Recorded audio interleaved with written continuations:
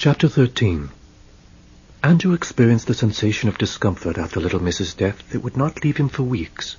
To call it grief might be a little too strong, he thought, for he suspected that there was no place in his positronic pathways for any feeling that corresponded exactly to the human emotion known as grief. And yet there was no question but that he was disturbed in some way that could only be traced to the loss of little Miss. He could not have quantified it. A certain heaviness about his thoughts, a certain odd sluggishness about his movements, a perception of general imbalance in his rhythms. He felt these things, but he suspected that no instruments would be able to detect any measurable change in his capacities. To ease this sensation of what he would not let himself call grief, he plunged deep into his research on robot history, and his manuscript began to grow from day to day. A brief prologue sufficed to deal with the concept of the robot in history and literature. The metal men of the ancient Greek myths, the automata imagined by clever storytellers like E.T.A. Hoffmann and Karl Čapek and other such fantasies. He summarized the old fables quickly and dispensed with them. It was the positronic robot, the real robot, the authentic item that Andrew was primarily concerned with. And so Andrew moved swiftly to the year 1982 and the incorporation of United States Robots and Mechanical Men by its visionary founder, Lawrence Robertson. He felt almost as though he were reliving the story himself, as he told of the early years of struggle in drafty converted warehouse rooms and the first dramatic breakthrough in the construction of the platinum-iridium positronic brain after endless trial and error. The conception and development of the indispensable 3 laws. Research Director Alfred Lanning's early triumphs at designing mobile robot units, clumsy and ponderous and incapable of speech, but versatile enough to be able to interpret human orders and select the best of a number of possible alternative responses, followed by the first mobile speaking units at the turn of the 21st century. And then Andrew turned to something much more troublesome for him to describe, the period of negative human reaction which followed, the hysteria and downright terror that the new robots engendered, the worldwide outburst of legislation prohibiting the use of robot labor on Earth. Because miniaturization of the positronic brain was still in the development stage then, and the need for elaborate cooling systems was great, the early mobile speaking units had been gigantic, nearly 12 feet high, frightful lumbering monsters that had summoned up all of humanity's fears of artificial beings, of Frankenstein's monster and the golem, and all the rest of that assortment of nightmares. Andrew's book devoted 3 entire chapters to that time of extreme robot fear. They were enormously difficult chapters to write, for they dealt entirely with human irrationality, and that was a subject almost impossible for Andrew to comprehend. He grappled with it as well as he could, striving to put himself in the place of human beings who, though they knew that the 3 laws provided foolproof safeguards against the possibility that robots could do harm to humans, persisted in looking upon robots with dread and loathing. And after a time Andrew actually succeeded in understanding, as far as he was able, how it had been possible for humans to have felt insecure in the face of such a powerful guarantee of security. For what he discovered, as he made his way through the archives of robotics, was that the 3 laws were not as foolproof a safeguard as they seemed. They were, in fact, full of ambiguities and hidden sources of conflict, and they could unexpectedly confront robots, straightforward, literal-minded creatures that they were, with the need to make decisions that were not necessarily ideal from the human point of view. The robot who was sent on a dangerous errand on an alien planet, for example, to find and bring back some substance vital to the safety and well-being of a human explorer, might feel such a conflict between the 2nd law of obedience and the 3rd law of self-preservation that he would fall into a hopeless equilibrium, unable either to go forward or to retreat. And by such a stalemate the robot, through inaction, thus could create dire jeopardy for the human who had sent him on his mission, despite the imperatives of the 1st law that supposedly took precedence over the other 2. For how could a robot invariably know that the conflict he was experiencing between the 2nd and 3rd laws was placing a human in danger?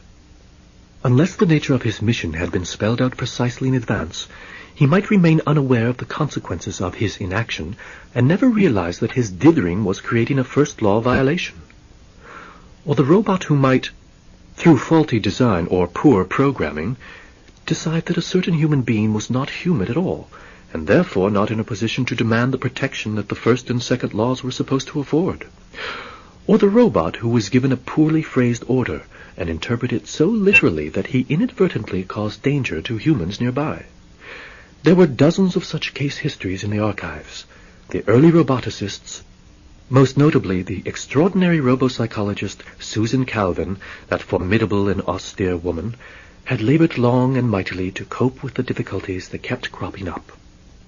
The problems had become especially intricate as robots with more advanced types of positronic pathways began to emerge from the workshops of U.S. robots and mechanical men toward the middle of the 21st century. Robots with a broader capacity for thought, robots who were able to look at situations and perceive their complexities with an almost human depth of understanding. Robots like, though he took care not to say so explicitly, Andrew Martin himself. The new generalized pathway robots, equipped with the ability to interpret data in much more subjective terms than their predecessors, often reacted in ways that humans were not expecting, always within the framework of the 3 laws, of course, but sometimes from a perspective that had not been anticipated by the framers of those laws. As he studied the annals of robot development, Andrew at last understood why so many humans had been so phobic about robots. It wasn't that the 3 laws were badly drawn, not at all. Indeed, they were masterly exemplars of logic. The trouble was that humans themselves were not always logical, were on occasion downright illogical, and robots were not always capable of coping with the swoops and curves and tangents of human thought. So it was humans themselves who sometimes led robots into violations of one or another of the 3 laws, and then, in their illogical way, often would blame the robots themselves for having done something undesirable which in fact they had actually been ordered to do by their human masters. Andrew handled these chapters with the utmost care and delicacy, revising and revising them to eliminate any possibility of bias.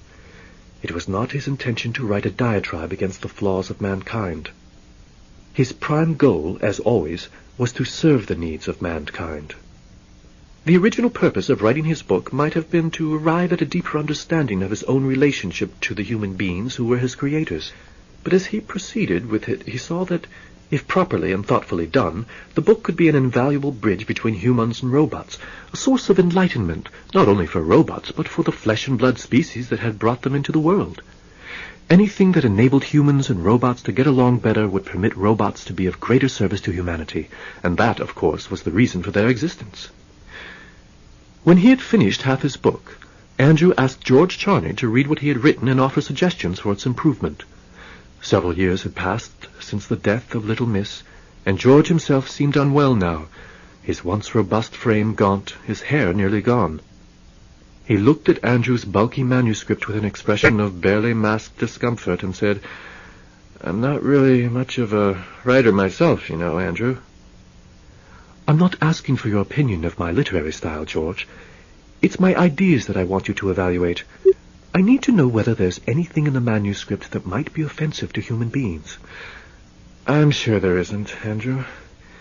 You've always been the soul of courtesy." "I would never knowingly give offense, that is true, but the possibility that I would inadvertently—" George sighed. Yes, I understand. All right, I'll read your book, Andrew. But you know that I've been getting tired very easily these days. It may take me a while to plow all the way through it." "There is no hurry," said Andrew. Indeed, George took his time, close to a year. When he finally returned the manuscript to Andrew, though, there was no more than half a page of notes attached to it, the most minor factual corrections and nothing more.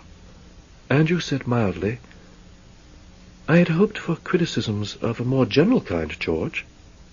"I don't have any general criticisms to make. It's a remarkable work. Remarkable. It's a truly profound study of its subject. You should be proud of what you've done."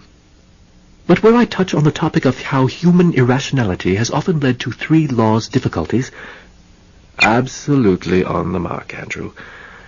We are a sloppy-minded species, aren't we?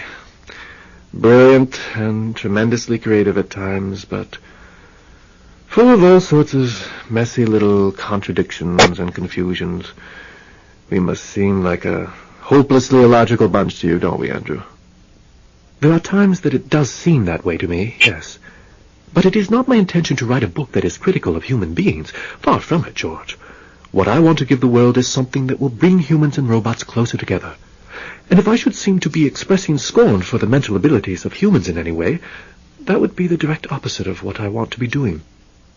Which is why I had hoped that you would single out, in your reading of my manuscript, any passages that might be interpreted in such a way that perhaps you should have asked my son Paul to read the manuscript instead of me, George said.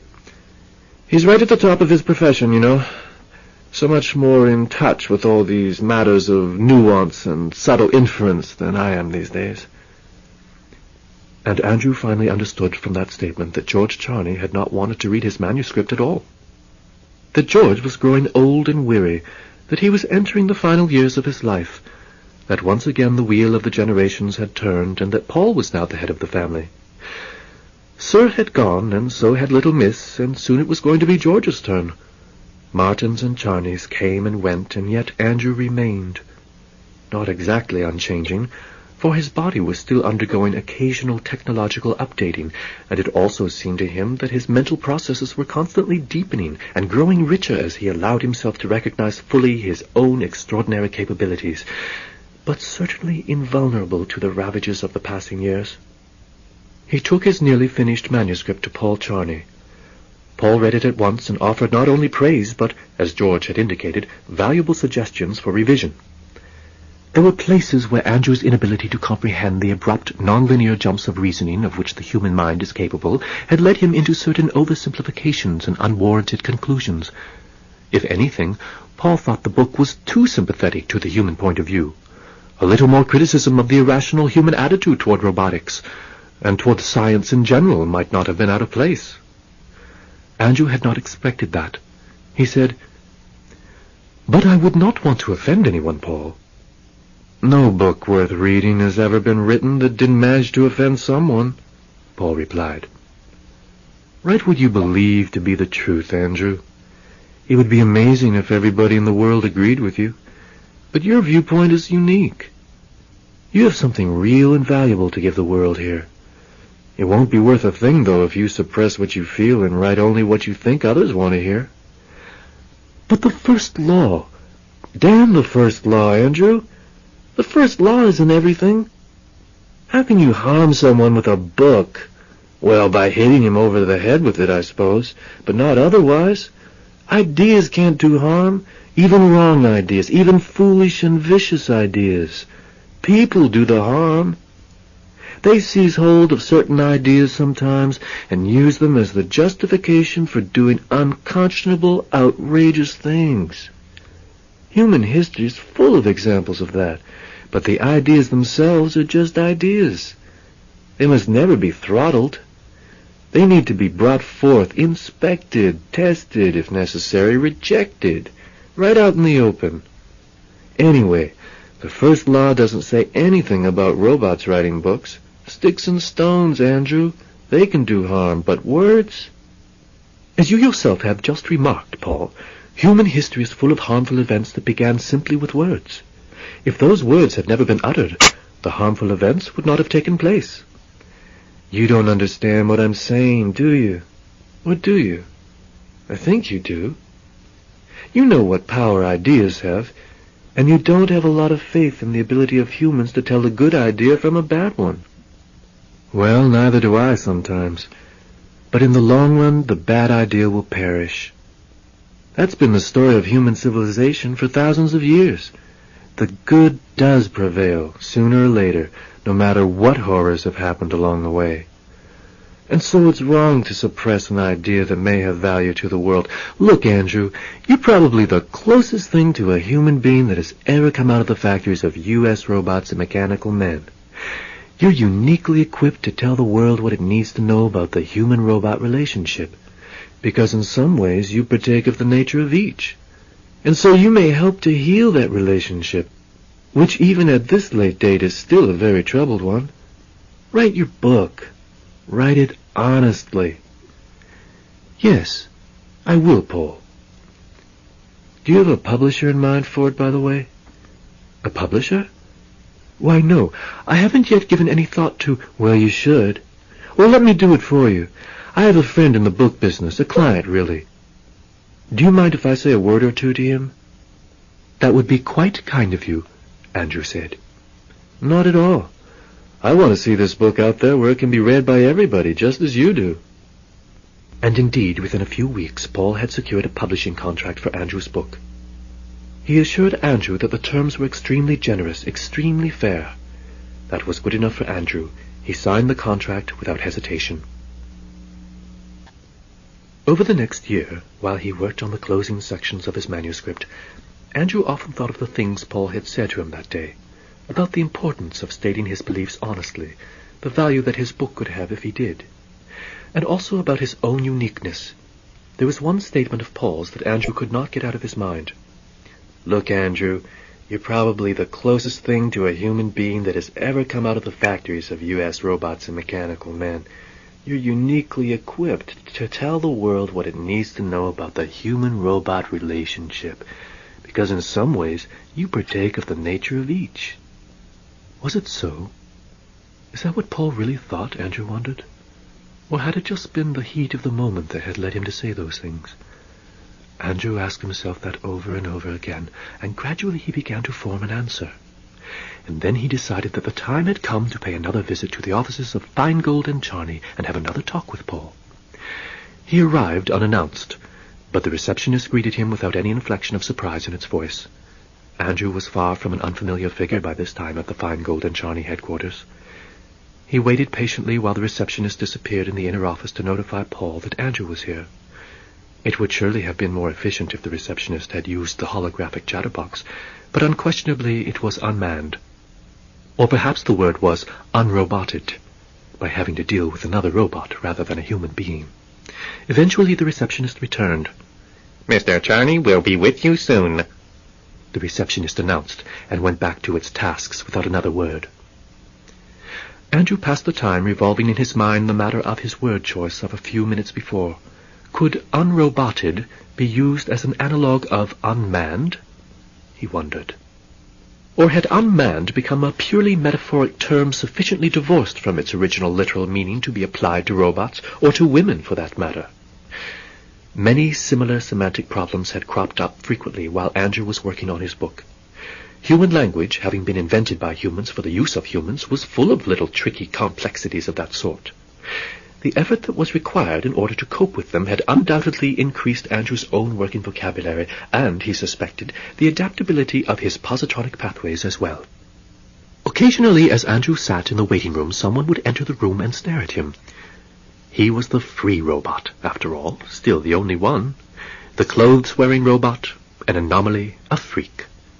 But Andrew never tried to avoid the glances of these curiosity seekers. He met each one calmly, and each in turn looked quickly away. Paul Charney finally came out. He and Andrew had not seen each other since the winter, at the funeral of Paul's father, George, who had died peacefully at the family home and now lay buried on a hillside over the Pacific. Paul looked surprised to see Andrew now, or so Andrew thought, though Andrew still had no real faith in his ability to interpret human facial expressions accurately. "Well, Andrew, so good to see you again. I'm sorry I made you wait, but there was something I had to finish."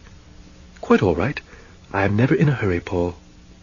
Paul had taken lately to wearing the heavy makeup that fashion was currently dictating for both sexes, and though it made the somewhat bland lines of his face sharper and firmer, Andrew disapproved. He felt that Paul's strong, incisive personality needed no such cosmetic enhancement. It would have been perfectly all right for Paul to allow himself to look bland. There was nothing bland about the man himself, and no need for all this paint and powder. Andrew kept his disapproval to himself, of course, but the fact that he disapproved of Paul's appearance at all was something of a novelty for him. He had only just begun to have such thoughts. Since finishing the first draft of his book, Andrew had discovered that disapproving of the things human beings did, as long as he avoided expressing such opinions openly, did not make him as uneasy as he might have anticipated. He could think disapproving thoughts without difficulty, and he was even able to put his disapproval in writing. He was certain that it had not always been like that for him. Paul said, "Come inside, Andrew. I heard that you wanted to talk to me, but I wasn't really expecting that you'd come all the way down here to do it." "If you are too busy to see me just now, Paul, I am prepared to continue to wait." Paul glanced at the interplay of shifting shadows on the dial on the wall that served as the reception officer's timepiece and said, "I can make some time. Did you come alone?" "I hired an automobile." "Any trouble doing that?" Paul asked with more than a trace of anxiety in his tone. "I wasn't expecting any. My rights are protected." Paul looked all the more anxious for that. "Andrew, I've explained to you half a dozen times that that law is essentially unenforceable, at least in most circumstances. And if you insist on wearing clothes, you're bound to run into trouble eventually, you know. Just as you did that first time when my father had to rescue you." "It was the only such time, Paul. But I'm sorry that you're displeased." "Well, look at it this way. You're virtually a living legend. Do you realize that? People sometimes like to win a little ugly fame for themselves by making trouble for celebrities, and a celebrity is certainly what you are. Besides, as I've already told you, you're too valuable in too many ways for you to have any right to take chances with yourself. How's the book coming along, by the way?" "I finished a complete draft. Now I'm doing the final editing and polishing. At least I hope it will be the final editing and polishing. The publisher is quite pleased with what he's seen so far." "Good." "I don't know that he's necessarily pleased with the book as a book. There are parts of it that make him uncomfortable, I think. But it's my guess that he expects to sell a great many copies simply because it's the first book written by a robot, and it's that aspect that pleases him." "It's only human, I'm afraid, to be interested in making money, Andrew." "I would not be displeased by it either. Let the book sell for whatever reason it does. I can find good uses for whatever money it brings in." "But I thought you were well off, Andrew. You've always had your own income. And there was the quite considerable amount of money my grandmother left you." "Little Miss was extremely generous, and I'm sure I can count on the family to help me out further, if a time comes when my expenses begin to exceed my income. Still, I would rather be able to earn my own way at all times. I would not want to draw on your resources except as a last resort." "Expenses? What expenses can you be talking about? Yachts? Trips to Mars?" "Nothing like that," said Andrew. "But I do have something rather costly in mind, Paul. It's my hope that the royalties from my book will be large enough to see me through what I have in mind. My next step, so to speak." Paul looked a little uneasy. "And what is that?" "Another upgrade." "You've always been able to pay for your upgrades out of your own funds up till now." "This one may be more expensive than the others." Paul nodded. "Then the book royalties will come in handy, and if they're disappointing, I'm sure that we can find some way of making up." "It isn't only a matter of money," Andrew said. "There are some other complications. Paul, for this one I have to go straight to the top. I need to see the head of the U.S. Robots and Mechanical Men Corporation and get his clearance for the job. I've tried to make an appointment, but so far I haven't been able to get through to him at all. No doubt it's because of my book. The corporation wasn't particularly enthusiastic about my writing a book, you know. They provided no cooperation whatever. As a matter of fact..." A grin appeared on Paul's face. "Cooperation, Andrew? Cooperation's the last thing you could have expected from them. You scare them silly. They didn't cooperate with us in either stage of our great fight for robot rights, did they? Quite the reverse, actually. And you surely understand why. Give a robot too many rights, and no one's going to want to buy one, eh?" "That may be true, or perhaps not. In any case, I want to speak with the head of the company concerning a very special request that I have. I can't manage to get through by myself, but perhaps if you make the call for me." "You know that I'm not any more popular with them than you are, Andrew." "Nevertheless, you're the head of a powerful and influential law firm and a member of a great and distinguished family. They can't simply ignore you, and if they try, you can always hint that by seeing me they stand a chance of heading off a new campaign by Feingold and Charney to strengthen the civil rights of robots even further." "Wouldn't that be a lie, Andrew?" "Yes, Paul, and I'm not good at telling lies. I can't tell one at all, in fact, unless I do it under the constraint of one of the 3 laws. That's why you have to make the call for me." Paul chuckled. "Ah, Andrew, you can't tell a lie, but you can urge me to tell one for you, is that it?" You're getting more human all the time. Chapter 14. The appointment wasn't easy to arrange, even using Paul's supposedly powerful name. But repeated pressure, coupled with the none-too-delicate hint that permitting Andrew to have a few minutes of Harley Smythe Robertson's precious time might well save U.S. robots and mechanical men from having to go through a troublesome new round of litigation over robot rights, finally carried the day. On a balmy spring day, Andrew and Paul set out together across the country for the vast and sprawling complex of buildings that was the headquarters of the gigantic robotics company. Harley Smythe Robertson, who was descended from both branches of the family that had founded U.S. Robots, and had adopted the hyphenated name by way of declaring that fact, looked remarkably unhappy at the sight of Andrew. He was approaching retirement age, and an extraordinary amount of his tenure as president of the company had been devoted to the controversies over robot rights. Smythe Robertson was a tall, almost skeletally lean man whose grey hair was plastered thinly over the top of his scalp. He wore no facial makeup. From time to time during the meeting, he eyed Andrew with brief but undisguised hostility. "And what new trouble have you come here to cause, may I ask?" Smythe Robertson said.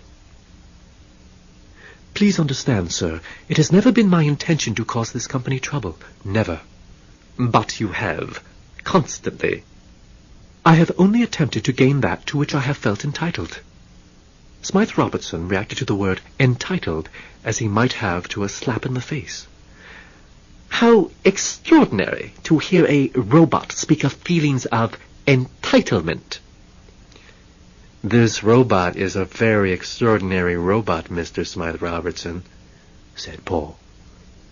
"Extraordinary," Smythe Robertson said sourly. "Yes, quite extraordinary." Andrew said, "Sir, slightly more than a century ago, I was told by Merwin Mansky, who was the chief robo-psychologist of this company then, that the mathematics governing the plotting of the positronic pathways was far too complicated to permit of any but approximate solutions, and that therefore the limits of my own capacities were not fully predictable." "As you say, that was over a century ago," Smythe Robertson replied, and after a moment's hesitation added icily, "Sir, the situation is quite different nowadays. Our robots are made with great precision now and are trained precisely to their tasks. We have eliminated every aspect of unpredictability from their natures."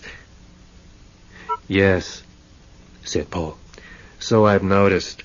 And one result is that my receptionist has to be guided at every point that departs from the expected path, however slightly.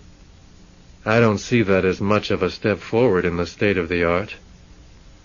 Smythe Robertson said, "I think you'd like it a great deal less if your receptionist were to improvise." "Improvise?" Paul said. "Think is all I ask. Enough thinking to be able to handle the simple situations a receptionist needs to deal with. Robots are designed to be intelligent, aren't they? It seems to me you've backtracked toward a very limited definition of intelligence indeed." Smythe Robertson fidgeted and glowered, but made no direct response. Andrew said, "Are you saying, sir, that you no longer manufacture any robots that are as flexible and adaptable as, let us say, myself?" "That's right. We discontinued the generalized pathways line so long ago that I couldn't tell you how far back it was. Perhaps it was in Dr. Mansky's time, which was long before I was born, and as you see, I am far from young." "As am I," said Andrew. "The research I have done in connection with my book, I think you know that I have written a book about robotics and robots, indicates that I am the oldest robot presently in active operation." "Correct," said Smythe Robertson, "and the oldest ever. The oldest that will ever be, in fact. No robot is useful after its 25th year. Their owners are entitled to bring them in at that time and have them replaced with new models. In the case of leased robots, we call them in automatically and provide the replacements." "No robot in any of your presently manufactured series is useful after the 25th year," said Paul pleasantly. "But Andrew is a robot of a quite different sort." "Indeed he is," said Smythe Robertson. "I'm only too aware of that." Andrew, adhering steadfastly to the path he had marked out for himself, said, "Since I am the oldest robot in the world, and the most flexible one in existence, would you not say that I am so unusual that I merit special treatment from the company?" "Not at all," said Smythe Robertson icily. "Let me be blunt with you, sir. Your unusualness is a continuing embarrassment to the company. You have caused us all manner of difficulties, as I've already pointed out, as a result of the various activist positions you have taken over the years. Your feelings of, entitlement are not shared here. If you were on lease, as most of our robots are, instead of having been acquired by outright purchase through some regrettable bit of ancient administrative carelessness, we'd have called you in long ago and replaced you with a robot of a more docile type." "At least you're straightforward about it," Paul said. "There's no secret about the way we feel over this. We're in business to sell robots, not to engage in endless, unprofitable political squabblings. A robot that believes it's something more than a useful mechanical device is a direct threat to our corporate welfare." "And therefore you would destroy me if you could," said Andrew. "I quite understand that, but I am a free robot, and I own myself, so I can't be called in, and it would be pointless to make an attempt to repurchase me. And I am protected by the law against any harm you might want to do to me, which is why I have been willing to put myself in your hands for periodic upgrading, and why I have come to you today to request the most extensive upgrading you have ever done on any robot. What I want is a total replacement for myself, Mr. Smythe Robertson." Smythe Robertson looked both astounded and bewildered. He stared at Andrew in total silence, and the silence went on for a seemingly interminable time. Andrew waited. He looked past Smythe Robertson toward the wall, where a holographic portrait looked back at him. It showed a dour, austere female face, the face of Susan Calvin, the patron saint of all roboticists. She had been dead nearly 2 centuries now. But after having delved into her working papers as deeply as he had during the course of writing his book, Andrew felt he knew her so well that he could half persuade himself that he had met her in life. Smythe Robertson said finally, "A total replacement, you say? But what does that mean?" "Exactly what I said. When you call in an obsolete robot, you provide its owner with a replacement. Well, I want you to provide me with a replacement for me." Still looking confused, Smythe Robertson said, "But how can we do that? If we replace you, how can we turn the new robot over to you as owner? Since in the very act of being replaced, you would have to cease to exist." And he smiled grimly. "Perhaps Andrew hasn't made himself sufficiently clear," interposed Paul. "May I try? The seat of Andrew's personality is his positronic brain, which is the one part that cannot be replaced without creating a new robot. The positronic brain, therefore, is the locus of Andrew Martin, who is the owner of the robot in which Andrew Martin's positronic brain is currently housed. Every other part of the robotic body can be replaced without affecting the Andrew Martin personality. Most of those parts, as you may know, have already been replaced, sometimes more than once, in the 100-odd years since Andrew was first manufactured. Those subsidiary parts are the brain's possessions. The brain, at its option, can have them replaced at any time, but the continuity of the brain's existence is unbroken. What Andrew actually wants, Mr. Smythe Robertson, is simply for you to transfer his brain to a new robotic body." "I see," Smythe Robertson said. "A total upgrade, in other words." But his face showed perplexity again. "To what kind of body, may I ask? You already are housed in the most advanced mechanical body that we manufacture." "But you have manufactured androids, haven't you?" said Andrew. "Robots that have the outward appearance of humans, complete to the texture of the skin. That is what I want, Mr. Smythe Robertson, an android body." Paul seemed astounded by that. Good Lord, he blurted. Andrew, I never dreamed that was what you... His voice trailed off. Smythe Robertson stiffened. It's an absolutely impossible request. Impossible. Why do you say that? Andrew asked. I'm willing to pay any reasonable fee, as I have for all the numerous upgrades you've given me up to now. We don't manufacture androids, Smythe Robertson said flatly. You have, though. I know that you have. Formally, yes. The line was discontinued. Because of technical problems? Paul asked. Not at all. The experimental android line was quite successful, actually, technically speaking. Their appearance was strikingly human in form, and yet they had all the versatility and ruggedness of robots. We used synthetic carbon fiber skins and silicone tendons.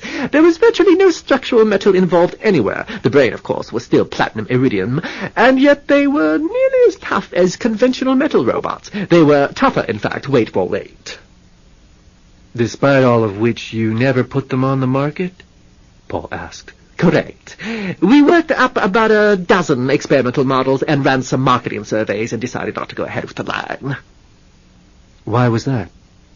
For one thing, said Smythe Robertson, a line of androids would have had to be far more expensive than the standard metal robot.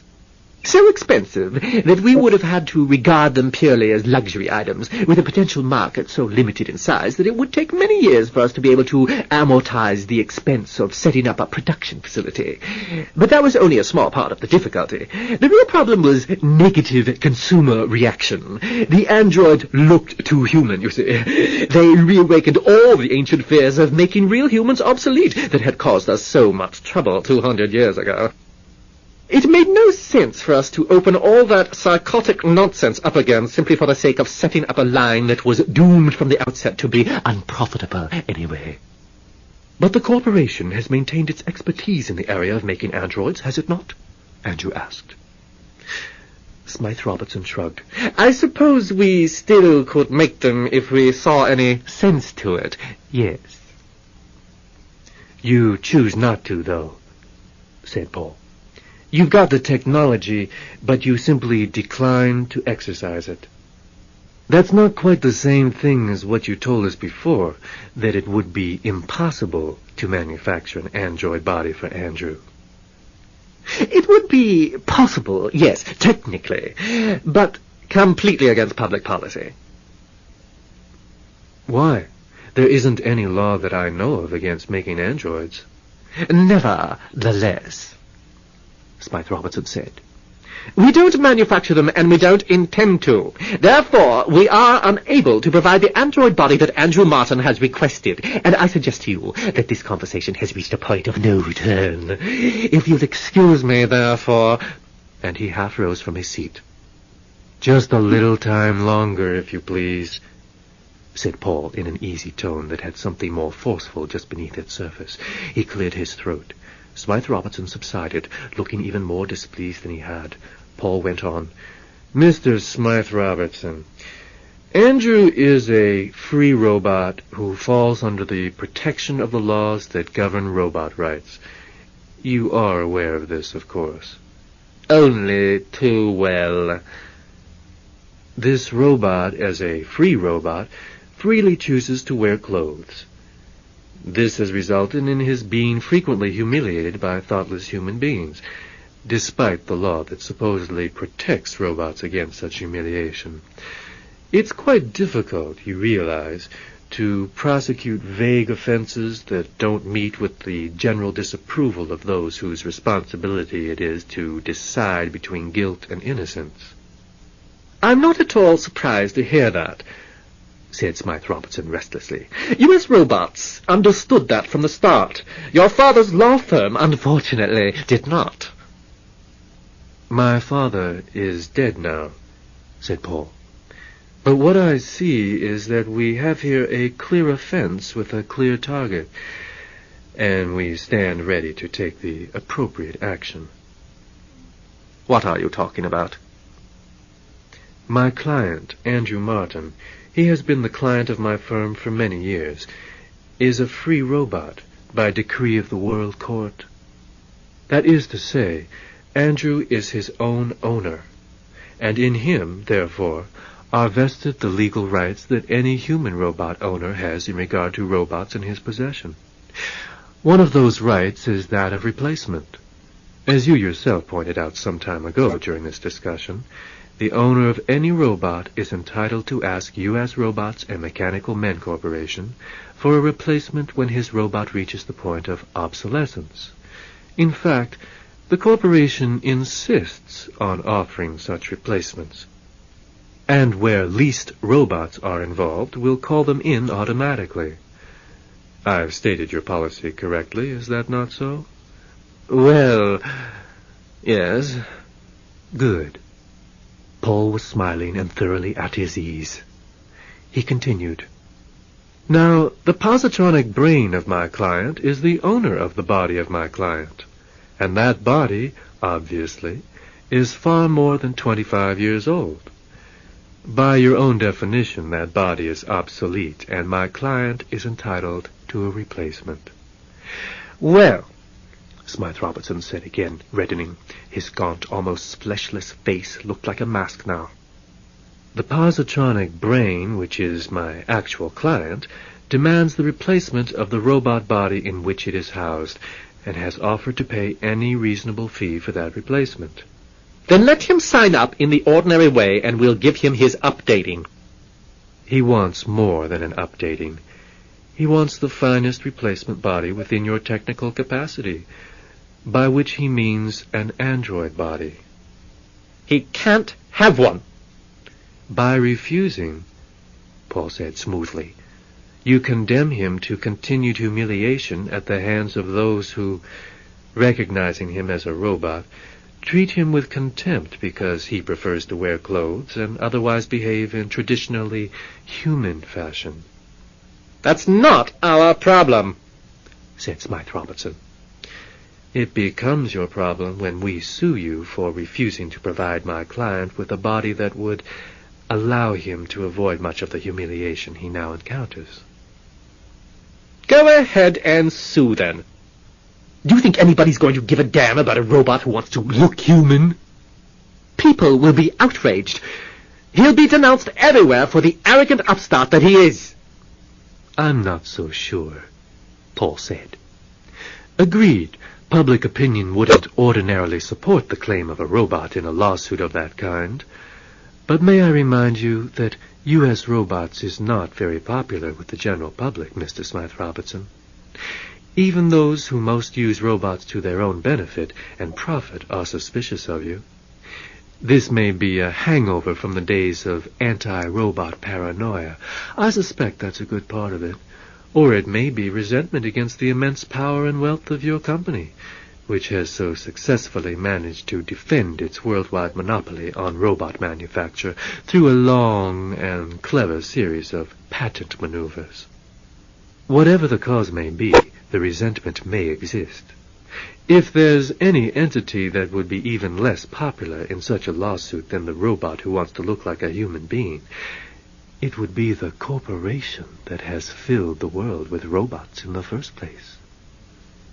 Smythe Robertson glared. The clenched muscles of his face stood out clearly. He said nothing.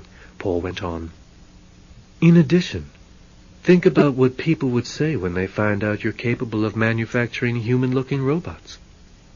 The lawsuit would very definitely focus a great deal of attention on that very point.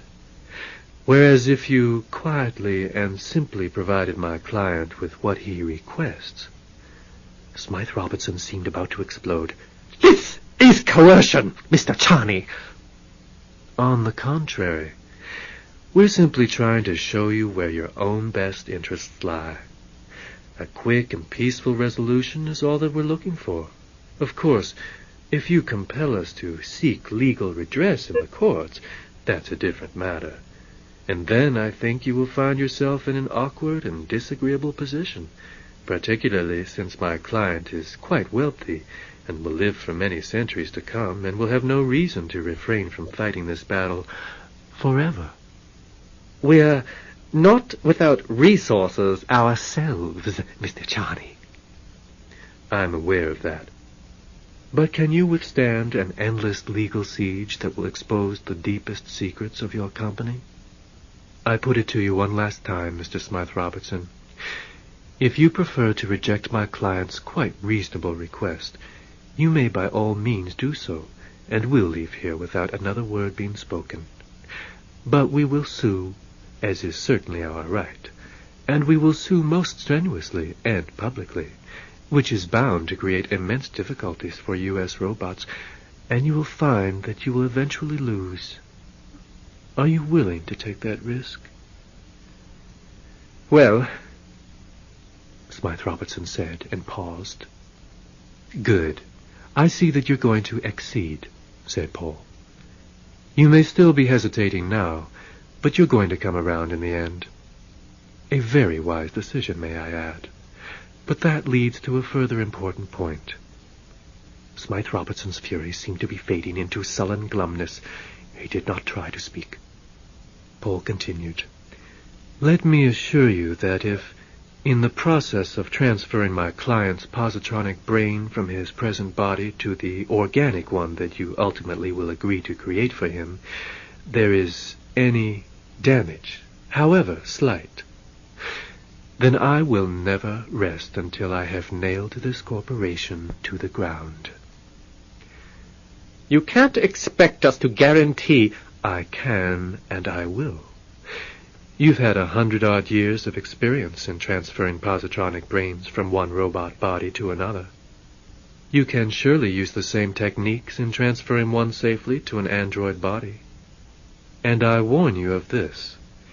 If one brain path of my client's platinum iridium essence happens to get scrambled in the course of the work, you can be quite certain that I'll take every possible step to mobilize public opinion against this corporation, that I will expose it before all the world for the criminally vindictive operation that it has plainly revealed itself to be. Smythe-Robertson said, shifting about miserably in his seat. There's no way we can provide you with a total waiver of liability. There are risks in any sort of transfer. Low probability ones. You don't lose a lot of positronic brains while you move them from one body to another. We're willing to accept risks of that sort. It's the possibility of deliberate and malevolent action against my client that I'm warning you against. We wouldn't be so stupid, said Smythe-Robertson. Assuming we go through with this, and I haven't yet said we would, we'd exert our utmost skills. That's the way we've always worked, and the way we intend to continue. You've backed me into a corner, Charney, but you've still got to realize that we can't give you a 100% assurance of success. 99%, yes, not 100. Good enough.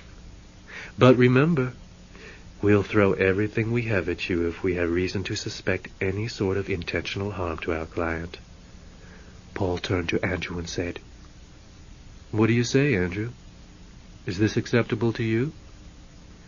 Andrew hesitated for nearly a full minute, caught in an equilibrium of first law potentials. What Paul wanted from him amounted to the approval of lying, of blackmail, of the badgering and humiliation of a human being. But at least no physical harm was involved, he told himself. No physical harm. And he managed at last to come out with a barely audible, yes. Chapter 15. It was like being constructed all over again. For days, for weeks, for months. Andrew found himself not himself somehow, and the simplest actions kept giving rise to hesitation. He had always been utterly at home in his body. He had only to recognize the need for a motion, and he was instantly able to make that motion, smoothly, automatically. Now it took a conscious effort of self-direction. Raise your arm, he had to tell himself. Move it over here. Now put it down. Was this what it was like for a young human child as it strived to master the mysteries of bodily coordination? Andrew wondered. Perhaps so. He was over 100 years old, and yet he felt very much like a child as he moved about in this startling new body of his. It was a splendid body. They had made him tall, but not so tall that he would seem overbearing or frightening. His shoulders were broad, His waist was slim, his limbs were supple and athletic. He had chosen light brown hair for himself, since he found red too flamboyant, and yellow too obvious, and black too somber, and human hair did not seem to come in any other colors than those, except for the gray or white or silver of age, and he had not wanted that. His eyes, photo-optic cells really, but very convincing in appearance, were brown also, flecked ever so subtly with gold. For his skin color, Andrew had selected something neutral in tone, a kind of blend of the prevailing skin colors of the various human types, darker than the pale pink of the Charneys, but not quite as dark as some. That way no one would be able to tell at a glance which race he belonged to, since in fact he belonged to none. He had had the U.S. robots designers peg his apparent age at somewhere between 35 and 50 human years, old enough to seem mature, not so old as to show serious signs of aging. A fine body, yes. He was certain he would be very happy in it once he grew accustomed to it. Each day there was a little progress. Each day he gained more control over his elegant new android housing, but the process was terribly slow, agonizingly slow. Paul was frantic. "They've damaged you, Andrew. I'm going to have to file suit." Andrew said, "You mustn't, Paul. You'll never be able to prove something malicious." "Malicious, yes. Besides, I grow stronger, better. It's just the tremble? Trauma. After all, there's never been such an up before." Andrew spoke very slowly. Speech was surprisingly hard now for him, too. One of the hardest functions of all, a constant struggle to enunciate. It was an agony for Andrew to get the words out, and an agony for anyone who had to listen to him. His entire vocal mechanism was different from what it had been previously.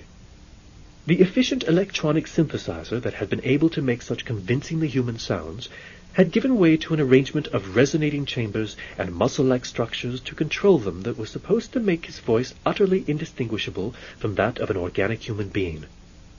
But now Andrew had to shape each syllable in a way that had been done for him before, and that was difficult work, very difficult. Yet he felt no despair. Despair was not really a quality that he was capable of, and in any case he knew that these problems were merely temporary. He could feel his brain from the inside. No one else could, and no one else could know as well as he did that his brain was still intact, that it had come through the transfer operation unharmed. His thoughts flowed freely through the neural connections of his new body, even if the body was not yet as swift as it might be in reacting to them.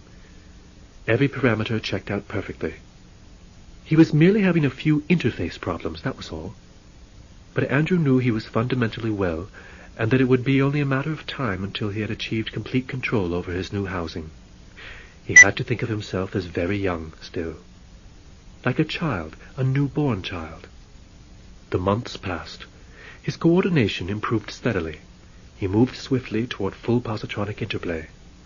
Yet not everything was as he would have wished it. Andrew spent hours before the mirror evaluating himself as he went through his repertoire of facial expressions and bodily motions, and what he saw fell far short of the expectations he had had for his new body. Not quite human. The face was stiff, too stiff, and he doubted that that was going to improve with time. He would press his finger against his cheek and the flesh would yield, but not in the way that true human flesh would yield. He could smile or scowl or frown, but they were studied, imitative smiles and scowls and frowns. He would give the smile signal, or the frown signal, or whatever, and the muscles of his face would obediently hoist the smile expression or the frown expression into view, pulling his features around in accordance with a carefully designed program. He was always conscious of the machinery, organic though it might be, clanking ponderously around beneath his skin to produce the desired effect. That was not how it happened with human beings, Andrew suspected. And his motions were too deliberate.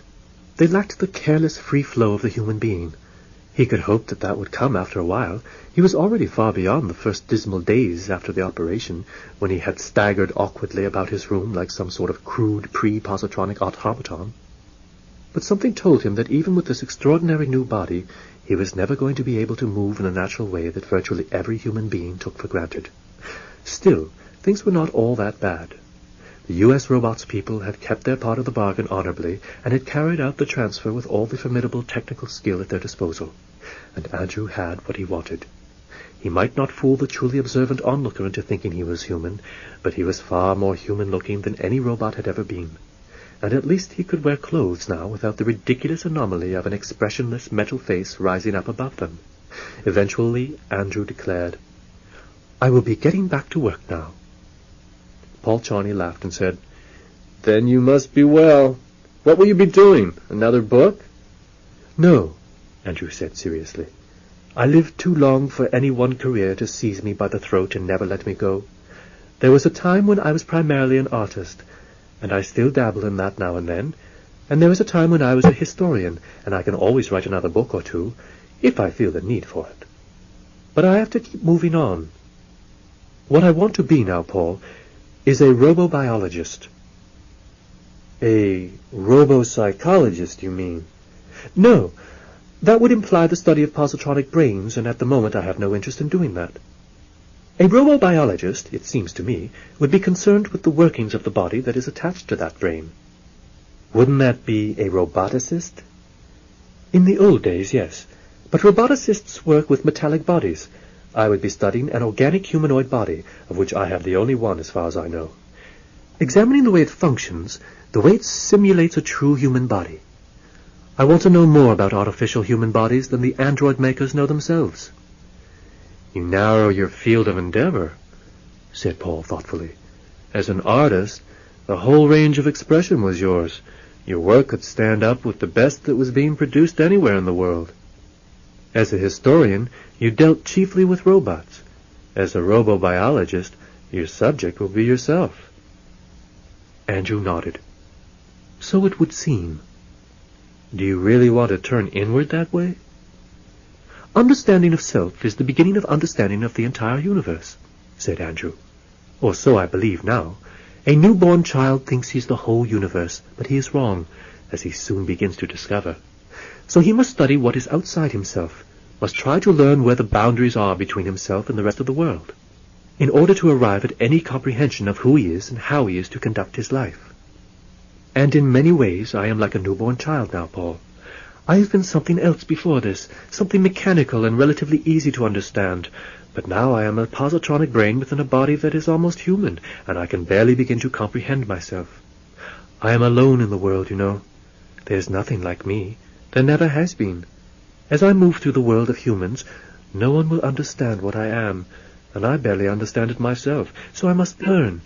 If that is what you call turning inward, Paul, so be it. But it is the thing that I must do."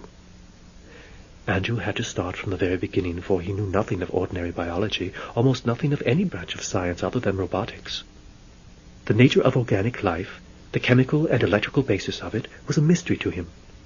He had never had any particular reason to study it before, but now that he was organic himself, or his body was at any rate, he experienced the powerful need to expand his knowledge of living things, to understand how the designers of his android body had been able to emulate the workings of the human form. He needed first to know how the genuine article functioned. He became a familiar sight in the libraries of universities and medical schools, where he would sit at the electronic indices for hours at a time. He looked perfectly normal in clothes, and his presence caused no stir whatever. Those few who knew that he was a robot made no attempt to interfere with him. He added a spacious room to his house to serve as a laboratory, and equipped it with an elaborate array of scientific instruments. His library grew, too. He set up research projects for himself that occupied him for weeks on end of his sleepless 24-hour-a-day days. For sleep was still something for which Andrew had no need. Though virtually human in outer appearance, he had been given ways of restoring and replenishing his strength that were far more efficient than those of the species after which he had been patterned. The mysteries of respiration and digestion and metabolism and cell division and blood circulation and body temperature, the whole complex and wondrous system of bodily homeostasis that kept human beings functioning for 80 or 90 or, increasingly, even 100 years, ceased to be mysteries to him. He delved deep into the mechanisms of the human body, for Andrew saw that that was every bit as much a mechanism as were the products of U.S. robots and mechanical men.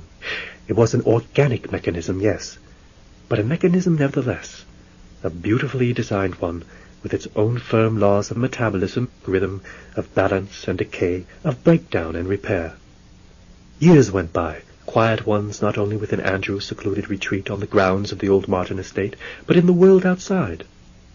The Earth's population was stable, held level not only by a low birth rate, but by steady emigration to the growing settlements in space. Giant computers controlled most economic fluctuations, keeping supply and demand in balance between one region and another, so that the ancient business cycles of boom and bust were flattened into gentle curves. It was not a challenging, dynamic era, but it was not a turbulent or perilous one either. Andrew paid next to no attention to developments that might be going on behind his doorstep. There were more fundamental things that he needed and wanted to explore, and he was exploring them. That was all that mattered to him these days. His income, which came from the invested proceeds of his now terminated career as an artist in wood, and from the money that little Miss had left him, was more than sufficient to take care of his bodily maintenance needs and to cover the costs of his research. It was a private, hermetic life, precisely what he wanted. He had long since gained complete mastery over his android body, after the awkward early days, and often he took long walks through the forest atop the bluff, or along the lonely, tempestuous beach where once he had gone with little Miss and her sister. Sometimes he went swimming. The iciness of the water was no problem for him, and even occasionally risked a journey out to the isolated, forlorn Cormorant Rock that Miss had asked him to undertake when she was a child. It was a difficult swim even for him, and the cormorants did not seem to enjoy his company. But he enjoyed testing his strength against such a challenge, aware that no human, even the strongest of swimmers, could safely manage the trip out and back through that chilly, violent sea. Much of the time, though, Andrew spent at his research. There were frequent periods when he did not go out of his house for weeks on end. Then Paul Charney came to him one day and said, "It's been a long time, Andrew." "Indeed it has." They rarely saw each other now, though there had been no estrangement of any sort. The Charney family still maintained its home along the upper coast of Northern California, but Paul had taken to spending most of his time nearer to San Francisco. "Are you still deep in your program of biological research?" Paul asked. "Very much so," Andrew said. He was startled by how much Paul had aged. The phenomenon of human aging was something that Andrew had been studying lately with particular interest, and he thought he had arrived at some understanding of its causes and its processes. And yet, for all his experience of age in the generations of this one family, from Sir down through little Miss to George and now to Paul, it always came as a surprise to him that humans so swiftly grew grey and withered and bent and old, as Paul had done. His long-limbed frame seemed shorter now, and his shoulders were slumped, and the bony structure of his face had undergone subtle changes, so that his chin had begun to jut, and his cheekbones were less prominent. His eyesight, too, must have suffered, for his eyes had been replaced with gleaming photo-optic cells, much like the ones by which Andrew viewed the world. So he and Paul had grown closer in that one respect, at least. Paul said, "It's a pity you're no longer as concerned as you once were with the history of robots. Your book would need a new chapter now." "What do you mean, Paul?" "A chapter that deals with the radical new policy that U.S. Robots has established." "I know nothing about that. What new policy are you referring to?" Paul's eyebrows lifted. "You haven't heard? Really? Well, Andrew, what they have done is to begin manufacturing central control stations for the robots. Giant positronic computers, actually, which are able to communicate with anywhere from 12 to 1,000 robots by microwave transmission. The robots they're turning out now have no brains at all." "No brains? But how do they—" "The gigantic central brains do all the data processing for them. The robot units themselves are nothing more than mobile limbs of the main thinking center." "Is that more efficient?" U.S. Robots insist that it is. Whether it really is, I can't say. But it's my notion that the whole thing is mainly a long-range way of getting back at you. Smythe Robertson authorized the turn toward the new direction just before he died, you see. He was old and ill, but he pushed his program through and made it stick. and I suspect that what he wanted was to make certain that the company would never again be confronted by a robot able to give them all the trouble that you have. So they've begun to separate brain and body. A mindless mechanical laboring unit can't be deemed worthy of civil rights or legislative protection, and a big brain that sits in a box is just a computer. The brain isn't going to be able to turn up in the office of the chairman of the board one day and demand to be put into a fancy new body. And the robot bodies, since they're completely brainless, aren't in any position to conceive any demands at all. It seems a long step backward, Andrew said. They've undone 200 years of progress in robotics merely to spare themselves some small degree of political trouble. Indeed, indeed. Paul smiled and slowly shook his head. It's astonishing, Andrew, the influence you have had on the history of robotics. It was your artistry that encouraged U.S. robots to make more robots more precise and specialized, because you seemed too clever by half, and they were afraid that that would frighten people. It was your winning your freedom that resulted in the establishment of the principle of robot rights. And it was your insistence on having an android body that made you as robots switch over to this brain-body separation. Andrew said, I suppose in the end what the corporation will have created is a world that has just one vast brain controlling several billion robot bodies. All the eggs will be in one basket, then. Dangerous. Not in any way sensible. I think you're right, said Paul. But I don't suspect it will come to pass for a century at least, which means I won't be here to see it. He had crossed the room and stood by the open doorway, looking out into the wooded grove just beyond. A mild, moist spring breeze was blowing from the ocean, and Paul inhaled deeply as though trying to drink it in. After a moment he turned to face Andrew, and he seemed suddenly to have grown 10 years older in just the time that he had been here. In fact, Paul said in a voice that was no more than a husk of itself, I may not live to see next year. Paul! Don't sound so surprised. We're mortal, Andrew, Paul said with a shrug. We're not like you. By this time you ought to understand what that means. I do, but... Yes, I know. I'm sorry, Andrew. I know how devoted you've been to our family, and what a sad and dreary thing it must be for you constantly to see us growing up and getting older and older and eventually dying. Well, we don't like it much either, I have to tell you, but there's no sense railing against it. We live twice as long as human beings usually did just a few hundred years ago. That's long enough for most of us, I suppose. We simply have to be philosophical about it. But I don't understand. How can you be so calm in the face of complete termination, of the total end of all your striving, all your desire to achieve and learn and grow? I wouldn't be, I suppose, if I were 20 years old right now, or even 40, but I'm not. And part of the system, Andrew, the good part, I guess, is that when you reach a certain age, it generally stops mattering to you so much that you're inevitably going to die soon. You aren't really achieving and learning and growing anymore. For better or for worse, you've lived your life and done whatever you can for the world and for yourself. And now your time is up, and your body knows that and accepts it. We get very tired, Andrew. You don't know what that word means, not really, do you?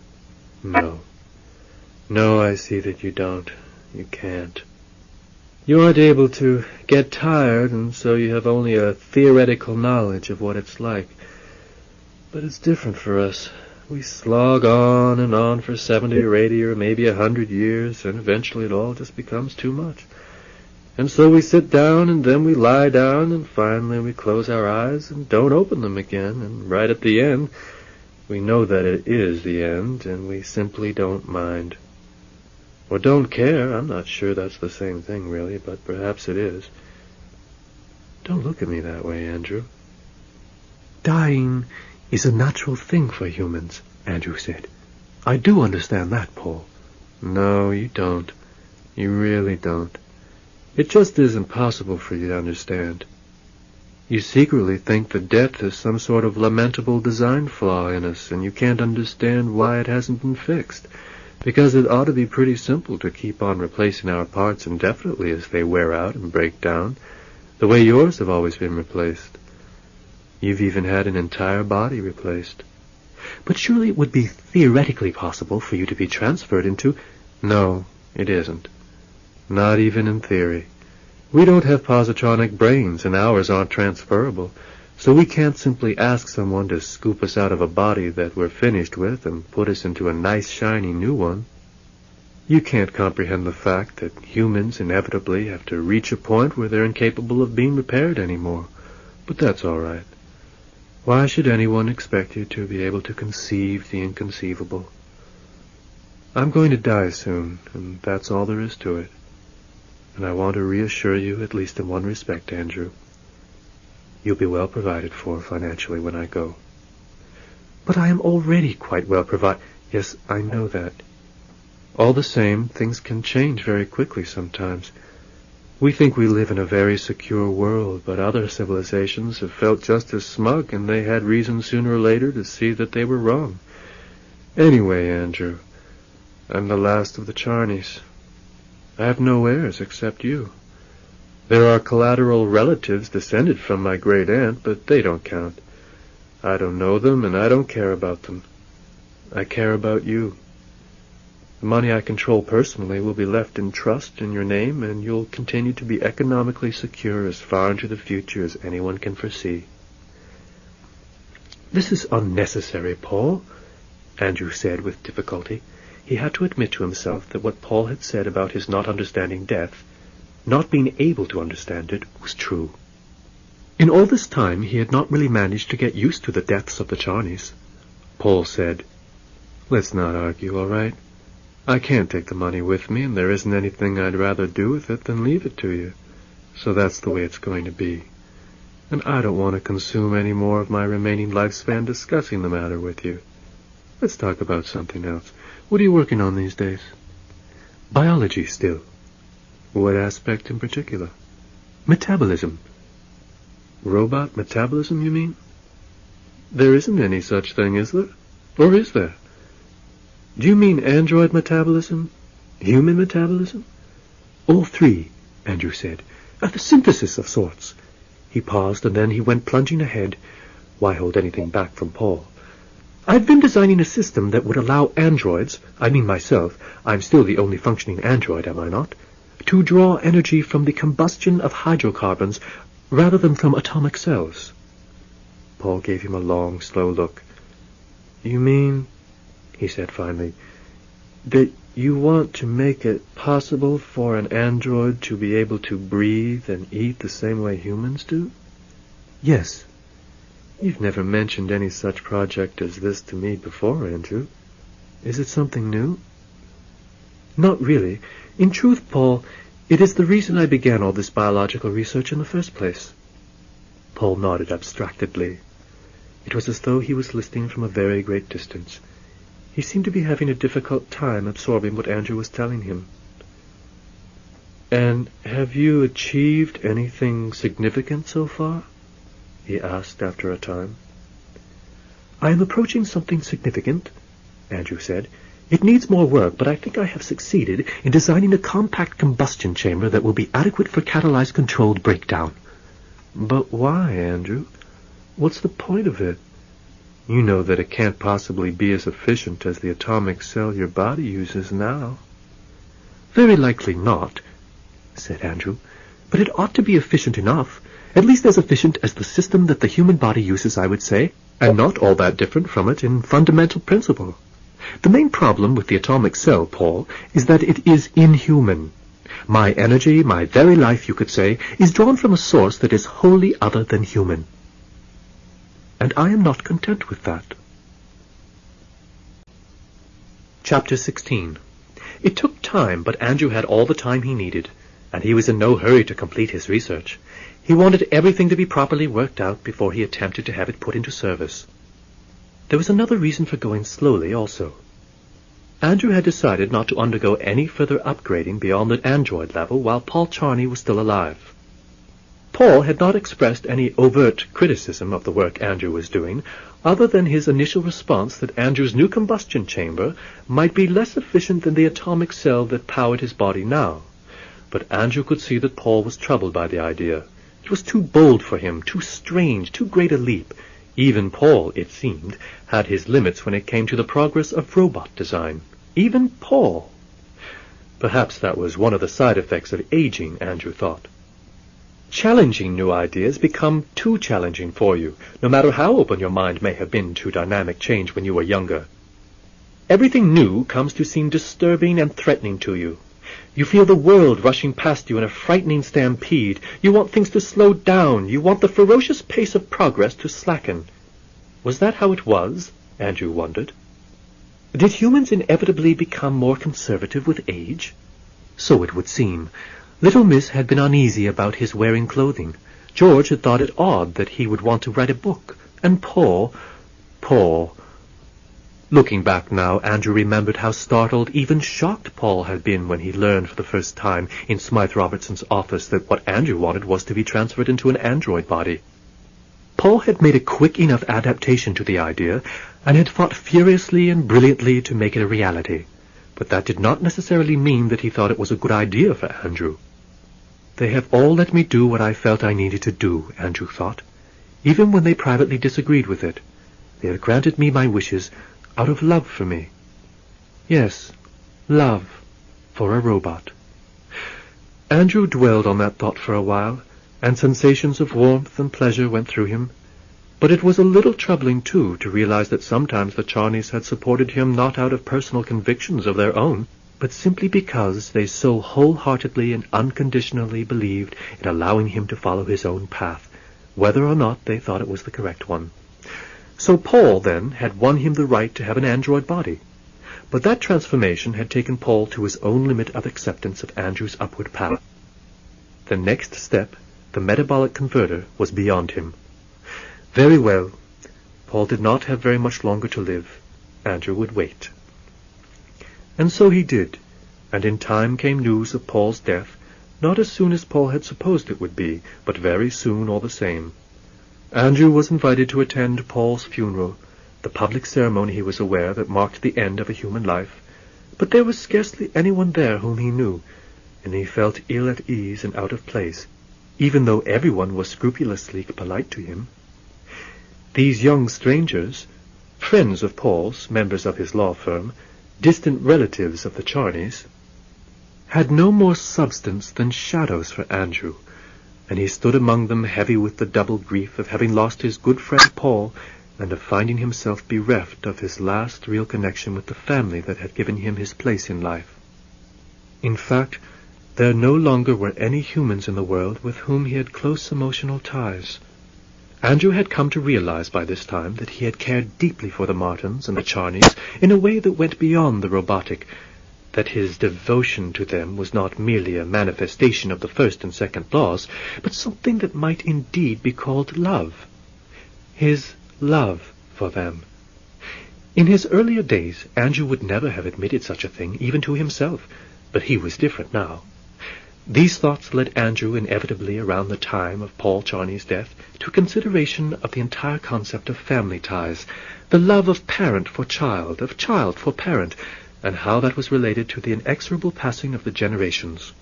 If you are human, Andrew told himself, you are part of a great chain, a chain that hangs suspended across vast spans of time and links you to all those who have come before you and those who follow after.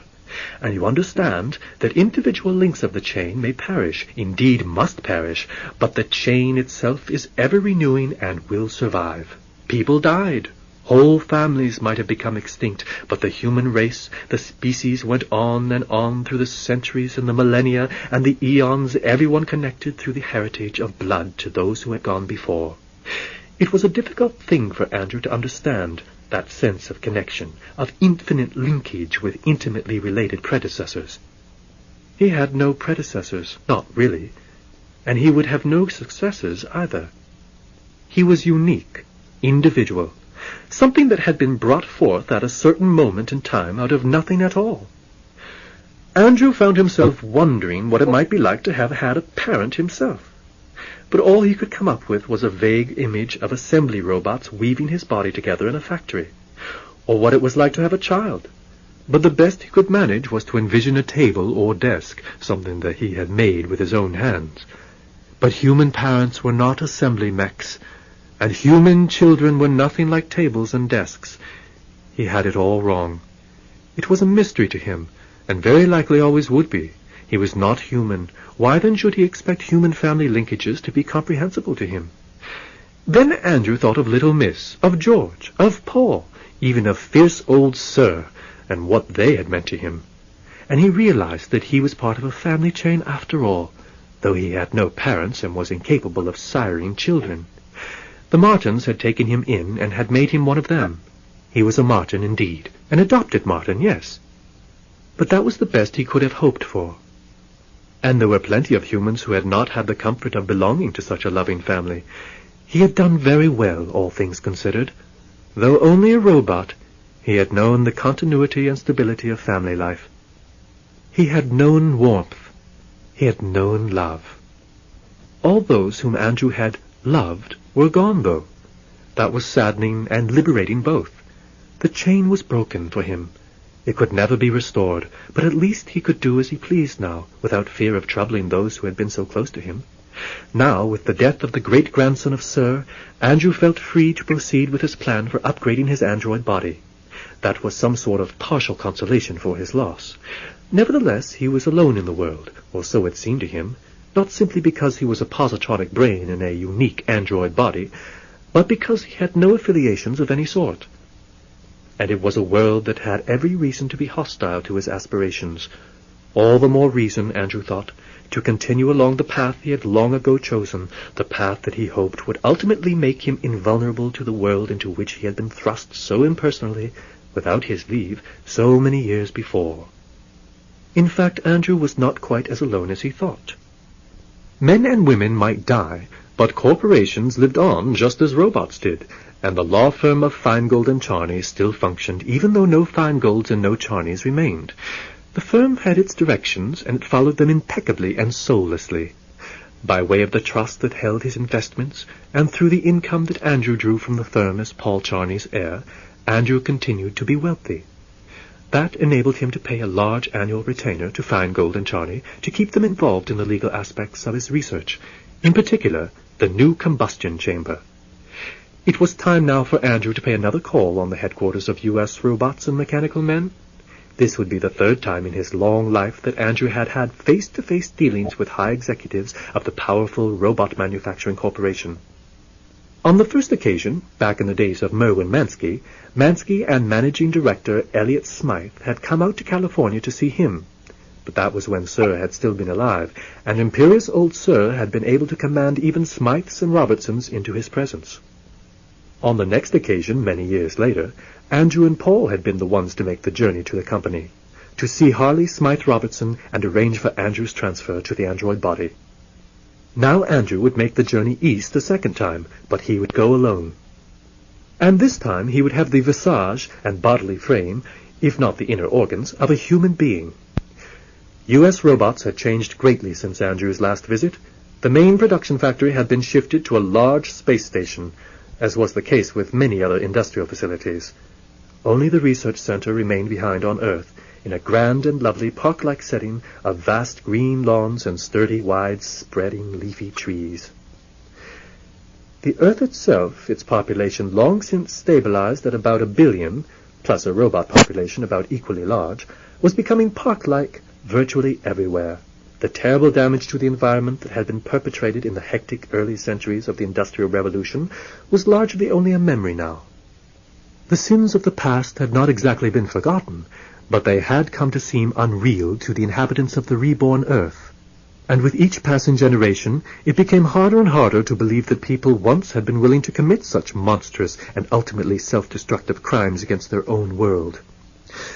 Now that industry had largely moved to space, and clean, efficient robot labor served the needs of those humans who had remained behind. The planet's natural healing powers had been allowed to come into play, and the seas were pure again, the skies were clear, the woodlands had reclaimed territory once occupied by dense, grimy cities.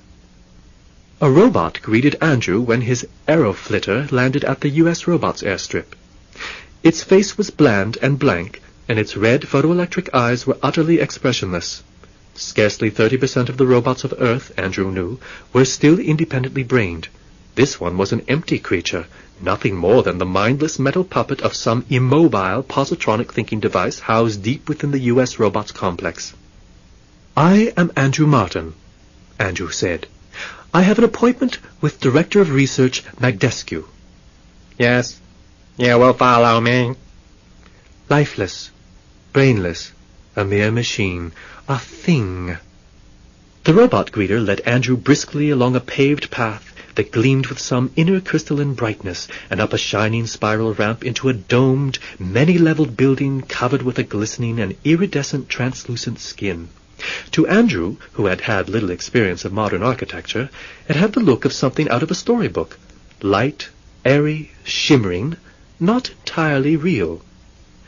He was allowed to wait in a broad oval room carpeted with some lustrous synthetic material that emitted a soft glow and a faint, pleasant sort of music whenever Andrew moved about on its surface. He found that if he walked in a straight line, the glow was pale pink and the music was mildly percussive in texture, but that when he sauntered in a curve that followed the border of the room, the light shifted more toward the blue end of the spectrum, and music seemed more like the murmuring of the wind. He wondered if any of this had any significance, and decided that it did not, that it was mere ornamentation, a decorative frill.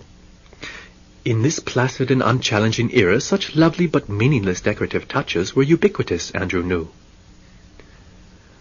"Ah, Andrew Martin at last," a deep voice said. A short, stocky man had appeared in the room as though some magic had conjured him out of the carpet. The newcomer was dark of complexion and hair, with a little pointed beard that looked as though it had been lacquered, and he wore nothing above the waist except the breastband that fashion now dictated. Andrew himself was more thoroughly covered. He had followed George Charney in adopting the drapery style of clothing, thinking that its flowing nature would better conceal what he still imagined to be a certain awkwardness of his movements, and though the stylishness of drapery was several decades obsolete now, and Andrew could move as easily and gracefully as any human, he had continued to dress in that manner ever since. "Dr. Magdescu?" Andrew asked. "Indeed, indeed." Alvin Magdescu took up a stance a couple of meters from Andrew and scanned him with undisguised fascination, as though Andrew were an exhibit in a museum. "Splendid! You are absolutely splendid!" "Thank you," Andrew said a little coolly. Magdescu's compliment did not strike him as entirely welcome. It was the kind of impersonal appraisal that some finely manufactured machine might receive, and Andrew saw no reason to take pleasure these days in that sort of thing when it was directed at him. "How good of you to come!" Magdescu cried. "How eager I have been to see you! But I am being impolite." And he stepped forward with a sort of lunging, bounding motion until he was virtually standing toe-to-toe with Andrew. He held out his hand, palm upward, fingers outstretched. Yes, a new form of greeting that evidently had replaced the handshake that had dominated human social intercourse for so many hundreds of years. Andrew wasn't in the habit of shaking hands with human beings, let alone making this new gesture. Shaking hands was simply not something that occurred to a robot to do, but Magdescu seemed to be expecting it, and the offer helped to ease the sting of his first few words. And so Andrew responded as he realized he was meant to, by offering his own hand. He held it above Magdescu's and bent the tips of his fingers downward until they touched the tips of the other man's. It was an odd feeling, this touching of hands with a human as though they were equals. Odd and a little disturbing, but encouraging also. "Welcome, welcome, welcome," Magdescu said. He seemed bubbling with energy. A little too much energy, maybe, Andrew thought, but it seemed genuine enough. "The famous Andrew Martin, the notorious Andrew Martin." "Notorious?" "Absolutely! The most notorious product in our history. Though it seems almost obscene to call something as lifelike as you a product, I have to say. You aren't offended, are you?"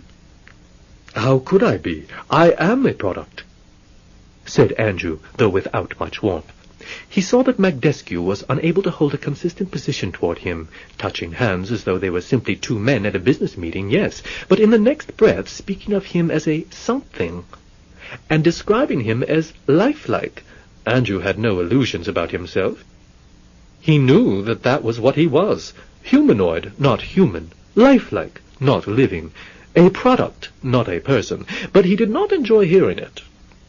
"They did such a wonderful job with you. Remarkable, remarkable. Almost human." "Not quite," Andrew said, "but amazingly lifelike, all things considered. Amazingly. It's a damn shame that old Smythe Robertson was so set against you. You're terrifically humanoid-looking, no question about it. A wonderful technical accomplishment, but of course he let the company take the android concept only so far. If our people had been allowed really to go all out, we could have done a great deal with you." "You still can," said Andrew. "No, I don't think so," Magdescu said, and much of the manic gusto went out of him as though he were a balloon that had been pricked. It was a startlingly sudden change of mood. He swung away from Andrew and began to pace the room in an angular, zigzagging way that brought greenish light and odd chiming music up from the carpeting. "We're past the time," said Magdescu gloomily. "The era of scientific progress in robotics, well, forget it. It's just history now. At least here, that is. We've been using robots freely on Earth for something close to 150 years now, but it's all changing again. It's back to space for them now, and those that stay here won't be brained.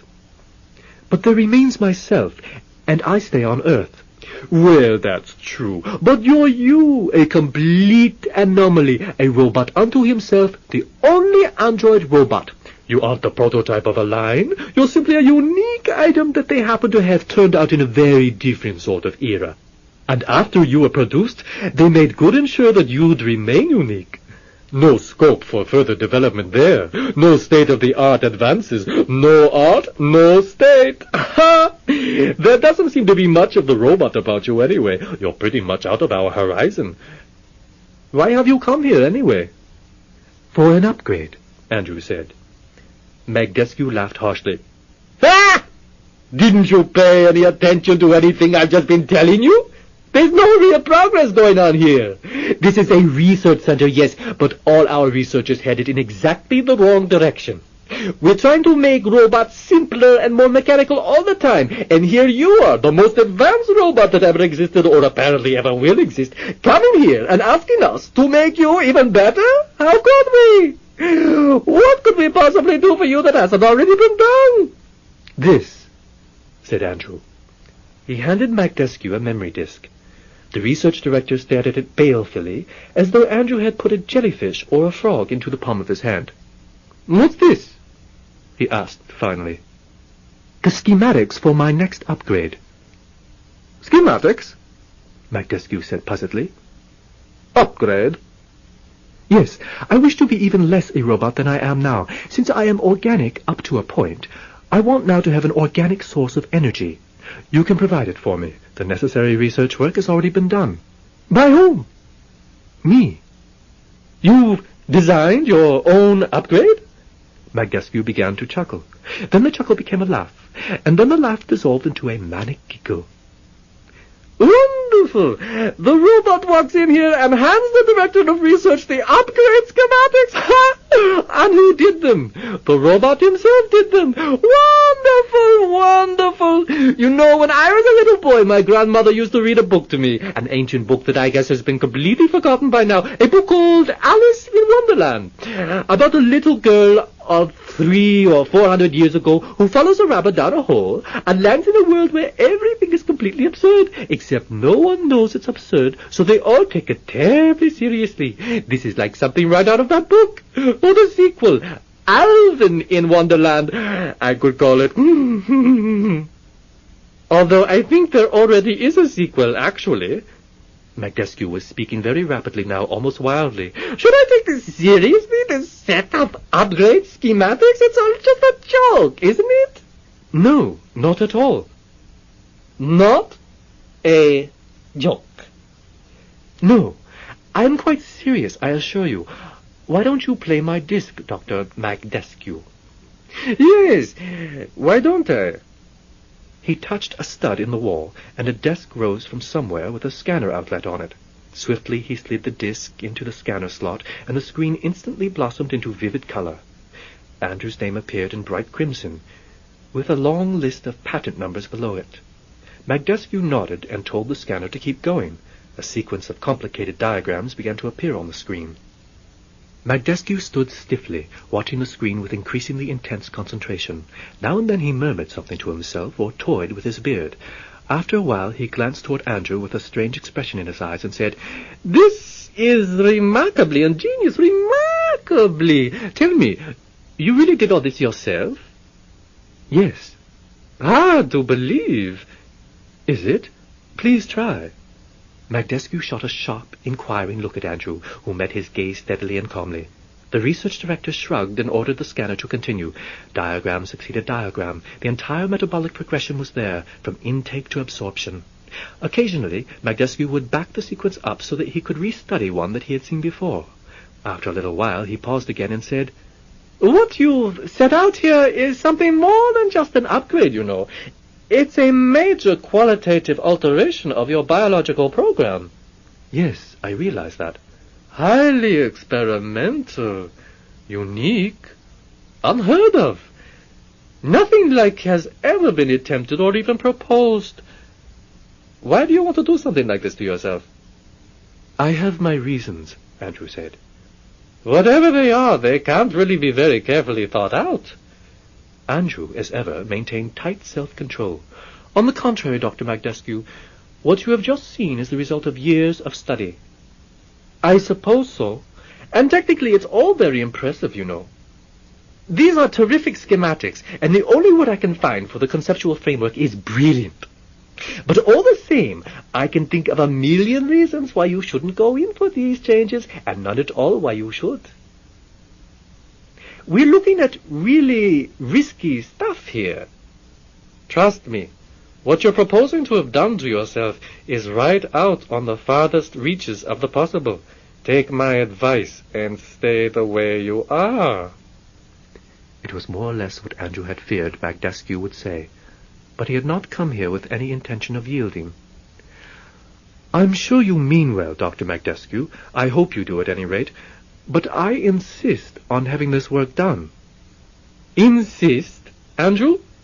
Magdescu said. He looked astounded, as though, despite all his earlier talk of what a lifelike product Andrew was, he was only just now beginning to comprehend that it was a robot with which he was having this conversation. "Insist, yes." Andrew wondered whether the impatience that he felt was sufficiently visible in his face, but he was certain that Magdescu could detect it in his voice. "Dr. Magdescu, you're overlooking an important point here. You have no choice but to accede to my request." "Oh?" "If such devices as I've designed here can be built into my body, they can be built into human bodies as well. The tendency to lengthen human life by prosthetic devices is already well established. Artificial hearts, artificial lungs, kidneys, liver surrogates, a whole host of replacement organs have come into use in the past 2 or 3 centuries.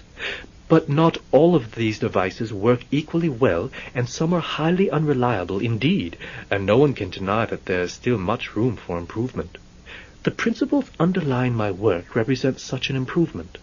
I speak of the interface between the organic and inorganic, the linkage that will permit artificial bodily parts to be connected with organic tissue. It is a new departure.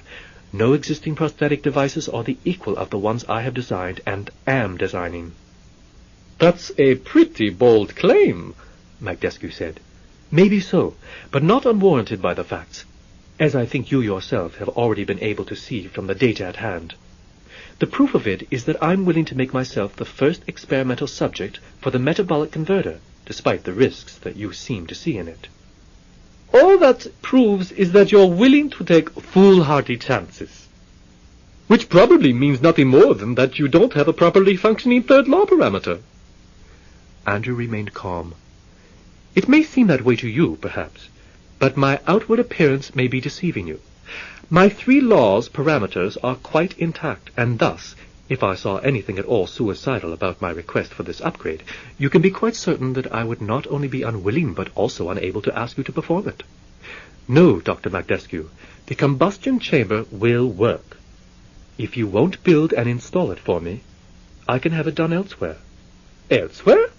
Who else can upgrade a robot? This corporation controls all the technical know-how there is when it comes to robots. Not all, said Andrew quietly. Do you think I could have designed this device without full knowledge of my own interior workings? Magdescu looked stunned. Are you saying that you're prepared to set up a rival robotics company if we won't do this upgrade for you? Of course not. One is quite enough. But if you compel me to, Dr. Magdescu, I will set up a company that produces prosthetic devices like my converter.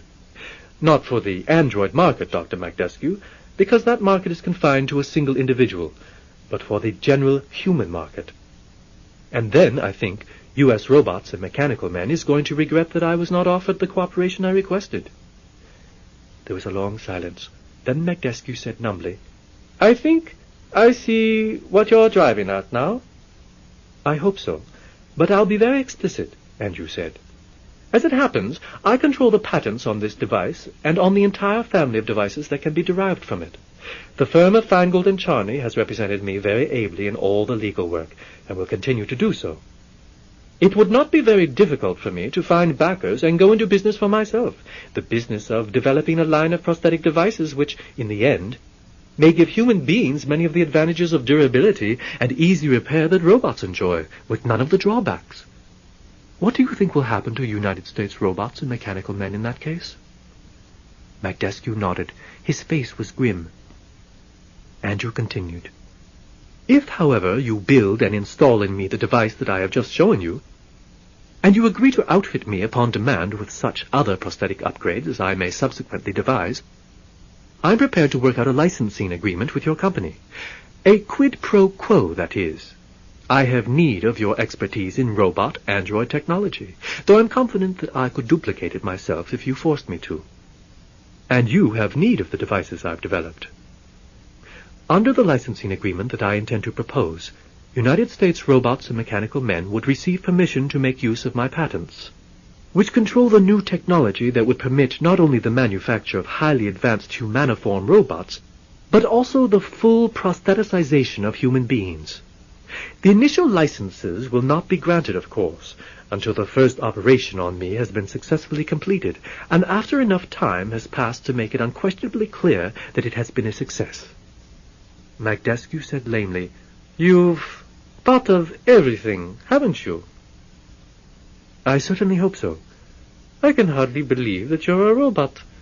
You're so damned aggressive. Hardly, Dr. Magdescu. Demands, conditions, threats of setting up competitive companies? My God! Don't you have any first law inhibitions at all? Andrew smiled the broadest smile that was possible for him to smile. Most certainly I do, he replied. But I happen to feel no first law pressure at this moment. The first law forbids me to harm human beings, of course, and I assure you that I am as incapable of doing that as you would be to detach your left leg and reattach it while I stood here watching you. But where does the first law enter into our present discussion? You are a human being, and I am a robot, yes, and I have certain stern conditions for you, which I suppose you may interpret as demands and threats, but I see the matter entirely differently. To my way of thinking, I am not threatening you or the company for which you work at all. What I am doing is offering it the greatest opportunity it has had in many years. What do you say, Dr. Magdescu? Magdescu moistened his lips, tugged at the point of his little beard, nervously adjusted and readjusted the sash that lay across his bare chest. Well, he said, you have to understand, Mr. Martin, that it's not in my power to make any sort of decision on something as big as this. The board of directors would have to deal with it, not a mere employee like me, and that's going to take time. How much time? I can't say. I'll pass everything you've told me today up to them, and they'll have to take it up at their regular monthly meeting, and then I suppose they'll create a study committee and so on. It could be a while. I can wait a reasonable time, said Andrew, but only a reasonable time, and I will be the judge of what is reasonable. You would do well to tell them that. He thanked Madescu for his time and announced that he was ready to be conducted back to the airstrip. And he thought, with satisfaction, that Paul himself could not have done any of this in a better way. Chapter 17. Madescu must have made things very clear to the board of directors, and the urgency of the message must have gotten through to them. For it was within quite a reasonable time indeed that word reached Andrew that the corporation was willing to do business with him. USRMM would build and design the combustion chamber and install it in his android body at its own expense. And it was prepared to enter into negotiations for a licensing arrangement covering manufacture and distribution of the entire range of prosthetic organs that Andrew might have under development. Under Andrew's supervision, a prototype metabolic converter was constructed and extensively tested at a newly constructed facility in Northern California, first within robot hulls, then with newly fabricated android bodies that had not been equipped with positronic brains and were operated on external life support systems. The results were impressive, everyone agreed, and finally Andrew declared that he was ready to have the device installed in himself. "You're absolutely certain?" Madescu asked. The bouncy little director of research looked concerned. During the course of the project, Madescu and Andrew had developed a curious but sturdy friendship, for which Andrew was quietly grateful now that none of the Charneys were left. In the time since Paul Charney's death, Andrew had come clearly to recognize that he needed some sort of sense of close connection with human beings. He knew now that he did not want to be a completely solitary creature, that in fact he could not exist comfortably in total solitude, though he was not sure why. Nothing in the design of the robot brain mandated any need for companionship, but it often seemed to Andrew, now that he was more like a human in many ways than he was like a robot, although he understood that he really existed in a strange, indefinable limbo, neither man nor machine partaking of some characteristics of each. "Yes," he said, "I have no doubts that the work will be done skillfully and well." "I'm not talking about our part of the work," said Madescu. "I'm talking about yours. You can't possibly doubt that the combustion chamber will work. The tests leave no question of that." "Then what?" "I've been against this thing from the start, Andrew, as you know, but I don't think you fully understand why. It's because you think that the radical technological upheaval that my prosthetics will cause for U.S. robots is going to be too much for the company to handle. No, absolutely not. Not even remotely. I'm all in favor of experiment for the sake of experimentation. Don't you think I want to see some forward movement in this damned field of ours, after all these decades of stupid and furtive backscuttling toward ever more simple-minded and now downright brainless robots? No, Andrew, it's you that I'm worried about. But if the combustion chamber..." Madescu threw up his hands. "It's safe, it's safe. Nobody disagrees on that score. But look, Andrew, we'll be opening your body and taking out your atomic cell and installing a bunch of revolutionary new equipment, and then we'll be hooking everything up to your positronic pathways. What if something goes wrong with your body during the operation? There's always a possibility of that. Small, maybe, but real. You aren't just a positronic brain sitting inside a metal framework anymore, you know.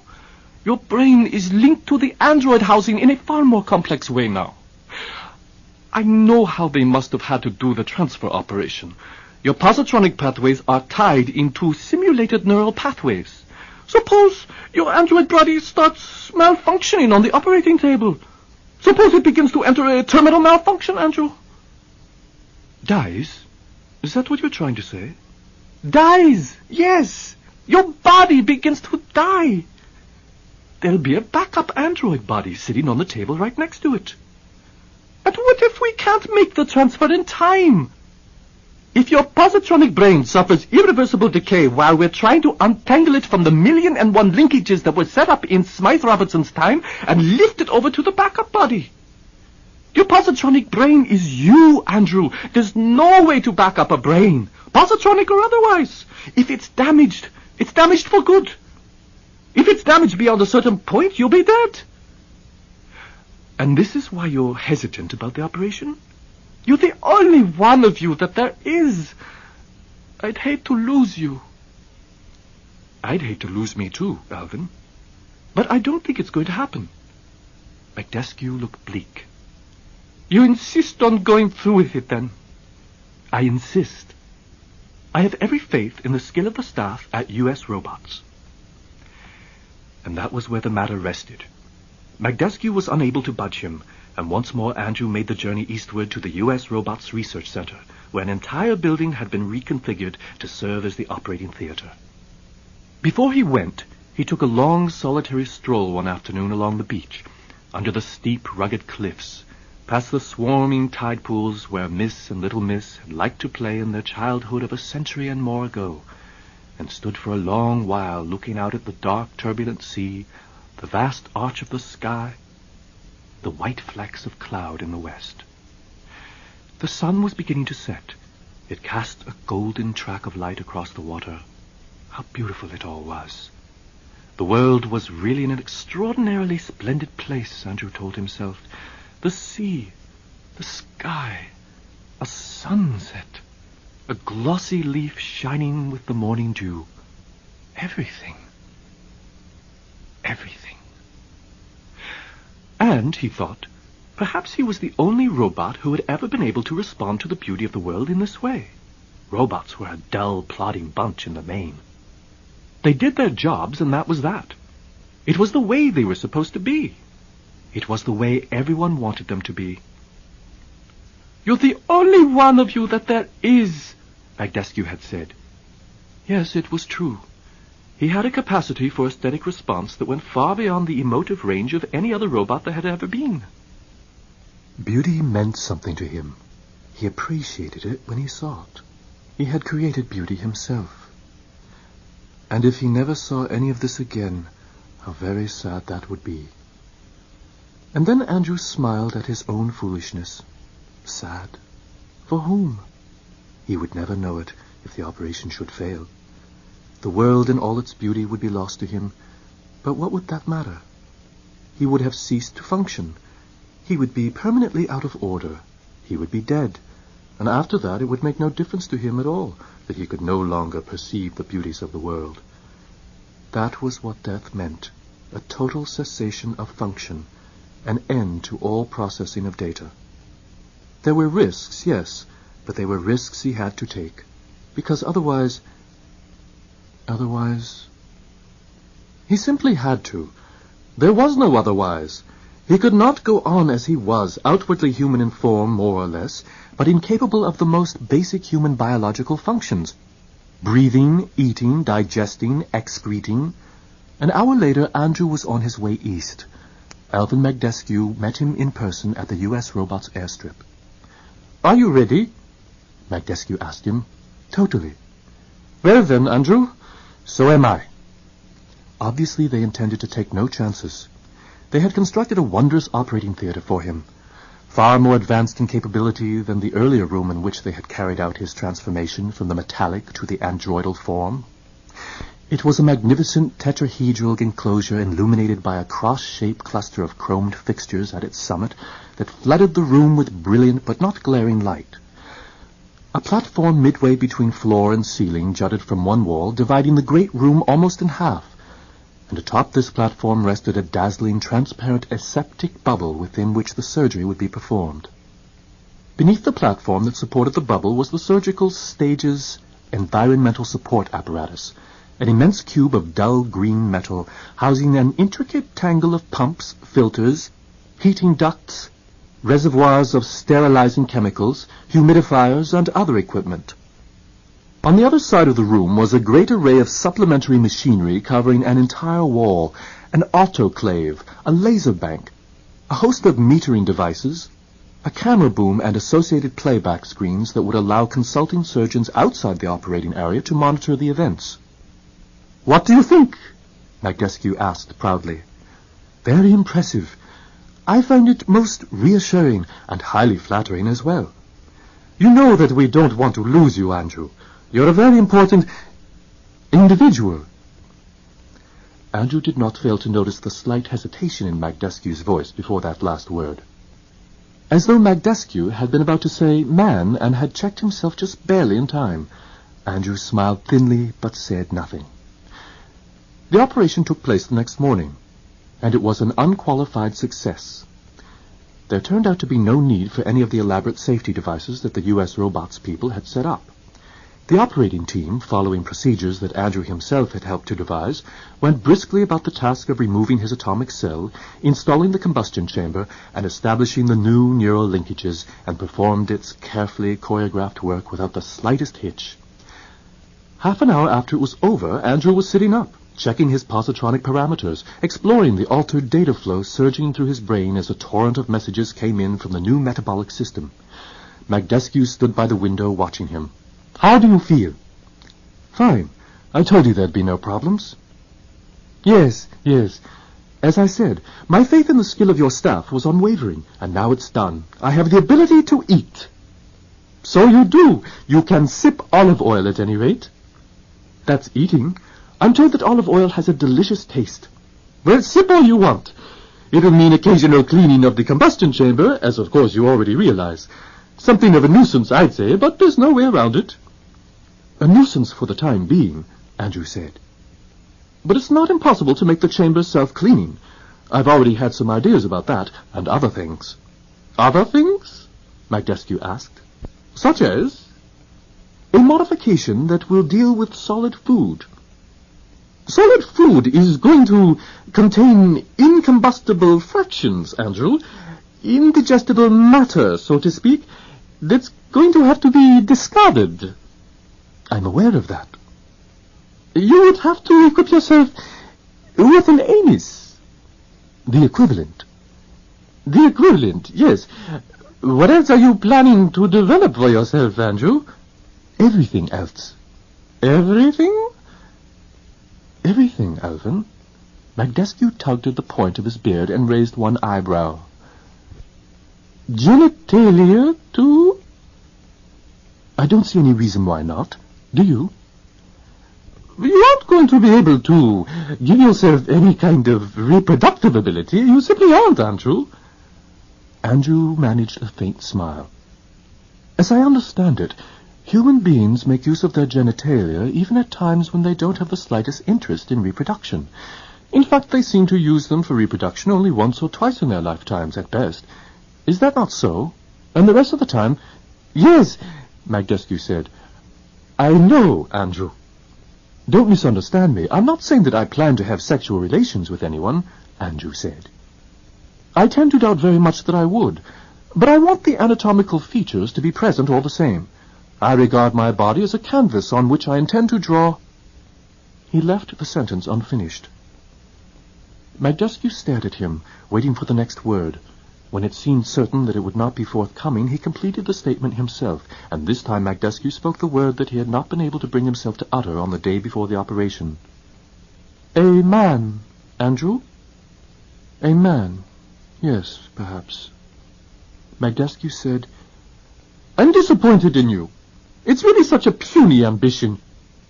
You're better than a man, Andrew. You're superior in every way I can think of. Your body is disease-proof, self-sustaining, self-repairing, virtually invulnerable, a marvelously elegant example of biological engineering just as it stands. It doesn't need any improvements. But no, for some reason you want to put totally useless food inside yourself and then find a way of excreting it. You want to give yourself genitalia even though you aren't capable of reproduction and aren't interested in sex. You'll want to start having body odor next and dental decay." He shook his head scornfully. "I don't know, Andrew. The way it seems to me, you've been going downhill ever since you opted for organicism." "My brain hasn't suffered." "No, it hasn't. I'll grant you that. But there's no guarantee that this new set of upgrades that you've started to sketch out won't involve you in tremendous risks. Once we start the actual installations, why take chances? You've got very little to gain and everything to lose."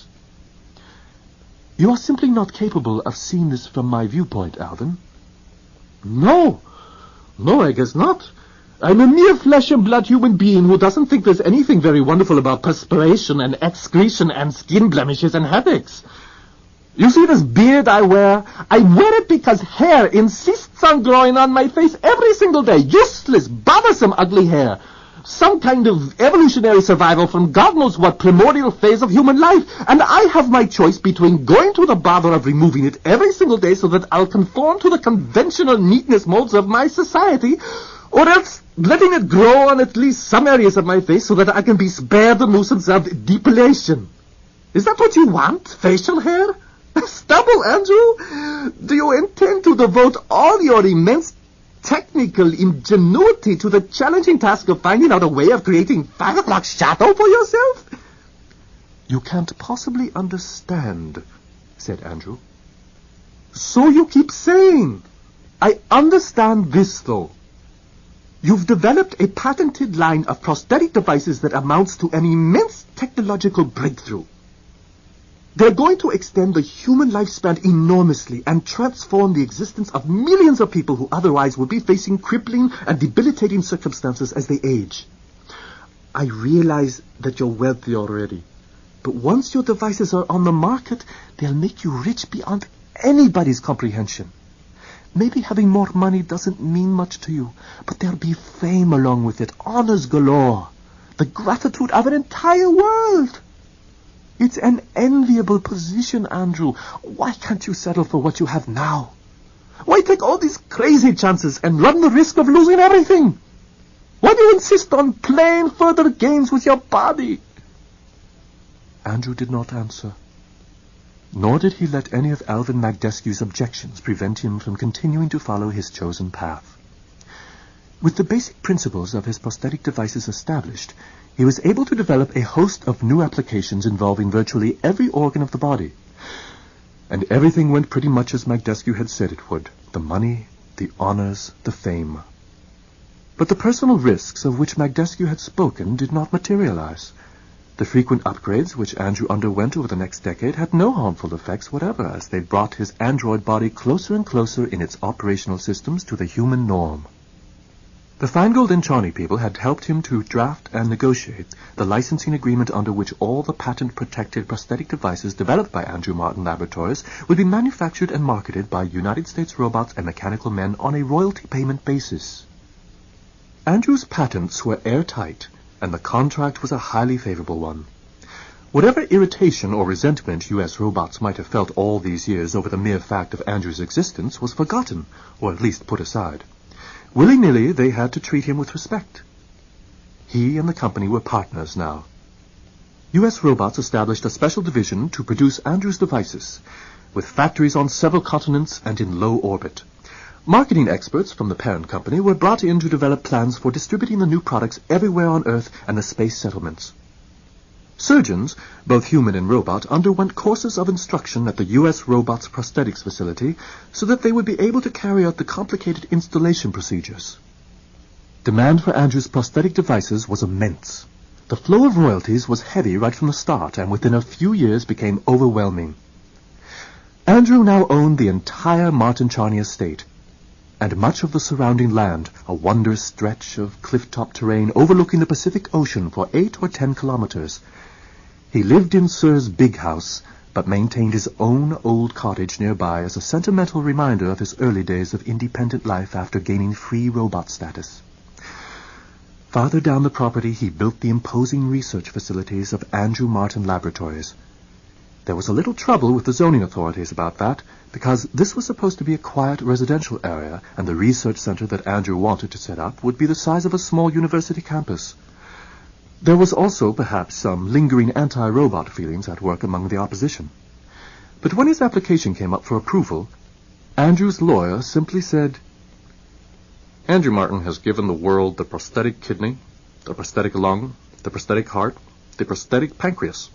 In return, all he asks is the right to continue his research in peace on the property where he has lived and worked for well over 100 years. Who among us would refuse such a small request when it comes from so great a benefactor of mankind? And after a certain amount of debate, the zoning variance was granted, and the buildings of the Andrew Martin Laboratories Research Center began to rise amid the somber cypresses and pines of what had long ago been the wooded estate of Gerald Martin. Every year or two, Andrew would return to the gleaming operating theater at U.S. Robots for additional prosthetic upgrading of his own. Some of the changes were utterly trivial ones, The new fingernails and toenails, for example, virtually indistinguishable now from those of humans. Some of the changes were major. The new visual system, which, although synthetically grown, was able to duplicate the human eyeball in virtually every respect. "Don't blame us if you come out of this permanently blind," Magdescu told him sourly when Andrew went to him for the eye transplant. "You aren't looking at this rationally, my friend," replied Andrew. "The worst that can happen to me is that I will be forced to go back to photo-optic cells. There is no risk whatever that I will suffer complete loss of eyesight." "Well," Magdescu said and shrugged. Andrew was right, of course. No one was forced to be permanently blind anymore. But there were artificial eyes, and then there were artificial eyes, and the photo-optic cells that had been a feature of Andrew's original android body were replaced with the new synthetic organic eyes that Andrew Martin Laboratories had perfected. The fact that hundreds of thousands of aging human beings had been content for more than a generation to use photo-optic cells was irrelevant to Andrew. To him they looked artificial, they looked inhuman. He had always wanted true eyes, and now he had them. Magdescu, after a while, gave up protesting. He had come to see that Andrew was destined to have his way in all things, and that there was no point in raising objections to Andrew's schemes for new prosthetic upgrades. Besides, Magdescu was beginning to grow old now, and much of the fire and zeal that had been characteristic of him when Andrew first came to him had gone out of him by now. Already he had several major prosthetic operations himself. A double kidney replacement, first, and then a new liver. Soon Magdescu would reach retirement age. And then, no doubt, he would die in 10 or 20 years more, Andrew told himself. Another friend gone, swept away by the remorseless river of time. Andrew himself, naturally, showed no signs of aging at all. For a time that troubled him enough that he debated having some cosmetic wrinkles added, a touch of crow's feet around his eyes, for example, and graying his hair. After giving the matter a little thought, though, he decided that to go in for such things would be a foolish affectation. Andrew did not see his upgrades that way at all. They represented his continued attempt to leave his robot origins behind and approach the physical form of a human being. He did not deny to himself that it had become his goal to do that. But there was no sense in becoming more human than the humans themselves. It struck him as pointless and absurd to subject his ever more human but still ageless android body to the external markings of aging. Vanity had nothing to do with Andrew's decision, only logic. He was aware that humans had always tried to do everything in their power to conceal the effects that growing old had on their appearance. Andrew realized that it would be altogether ridiculous for him, exempted as he was from aging by his inherent android nature, to go out of his way deliberately to take those effects upon himself. So he remained ever youthful-looking, and of course there was never any slackening of his physical vigor. A careful maintenance program made certain of that. But the years were passing, and passing swiftly now. Andrew was approaching the 150th anniversary of his construction. By this time, Andrew was not only exceedingly wealthy, but covered with the honors that Alvin Magdescu had foretold for him. Learned societies hastened to offer him fellowships and awards. In particular, one society which was devoted to the new science he had established. The one he had called robobiology, but which had come to be termed prostatology. He was named its honorary president for life. Universities vied with one another to give him degrees. An entire room in his house, the one upstairs that once had been his woodworking studio 5 generations before, was given over now to storing the myriad diplomas, medals, scrolls of honor, testimonial volumes, and other artifacts of Andrew's worldwide status as one of humanity's greatest benefactors. The desire to recognize Andrew's contribution became so universal that he needed one full-time secretary simply to reply to all the invitations to attend testimonial banquets or accept awards and degrees. He rarely did attend any such ceremonies any longer, though he was unfailingly courteous in refusing, explaining that the continued program of his research made it inadvisable for him to do a great deal of traveling. But in fact, most of these functions had come to irritate and bore him. The first honorary degree from a major university had given him a thrill of vindication. No robot had ever received such an honor before. But the 50th honorary degree, the 100th, they had no meaning for him. They said more about the giver than about the recipient. Andrew had proved whatever point it was that he had set out to make about his intelligence and creativity long ago, and now he simply wanted to proceed with his work in peace, without having to make long trips and listen to speeches in his honor. He was surfeited with honor. Boredom and irritation, Andrew knew, were exceedingly human traits, and it seemed to him that he had only begun to experience them in the past 20 or 30 years. Previously, so far as he could recall, he had been notably free from such afflictions, though from the beginning there had always been a certain unrobotic component of impatience in his makeup that he had chosen not to acknowledge for a long time. This new irritability, though, it was some side effect of the upgrades, he suspected, but not a troublesome one, at least not so far. When his 150th anniversary came around and the U.S. Robots people let it be known that they wanted to hold a great testimonial dinner to mark the occasion, Andrew instructed his secretary, with some annoyance in his voice, to turn the invitation down. "Tell them I'm deeply touched, etc., etc., the usual stuff. But that I'm busy right now with an extremely complex project, etc., etc., and that in any case I'd just as soon not have a lot of fuss made over the anniversary, but I thank them very much, I understand the great significance of the gesture, and so forth, etc., etc., etc." Usually a letter like that was enough to get him off the hook, but not this time. Alvin MacDescu called him and said, "Look, Andrew, you can't do this." "Can't do what?" "Toss the USRMM testimonial dinner back in their faces like that." "But I don't want it, Alvin." "I realize that. All the same, you've got to go through with it. Once in a while you need to get out of that laboratory of yours and sit around letting a bunch of human beings bore you silly by telling you how remarkable you are. I've had quite enough of that over the past decade or two, thank you." "When you have a little more. You don't want to offend me, do you, Andrew?" "You? What do you have to do with this? Why is it any concern of yours?" MacDescu was 94 years old now, and had retired 6 years before. "Because," said MacDescu bitterly, "I was the one who suggested the whole thing. As a way of demonstrating my affection for you, you damned walking scrap heap. And also to express my thanks for the assortment of fantastic anti-Martin prosthetic devices that have turned me into the same sort of scrap heap and permitted me to go on living as long as I have. I was going to be the master of ceremonies, the principal speaker. But no, Andrew, you simply can't be bothered, which makes me look extremely foolish. The finest creation that U.S. robots and mechanical men ever brought into this world, and you can't take a single evening off to accept acknowledgement of that fact, and to give an old friend a little pleasure. A little pleasure, Andrew." MacDescu fell silent. His face, weathered now and grey-bearded, stared at Andrew somberly out of the screen.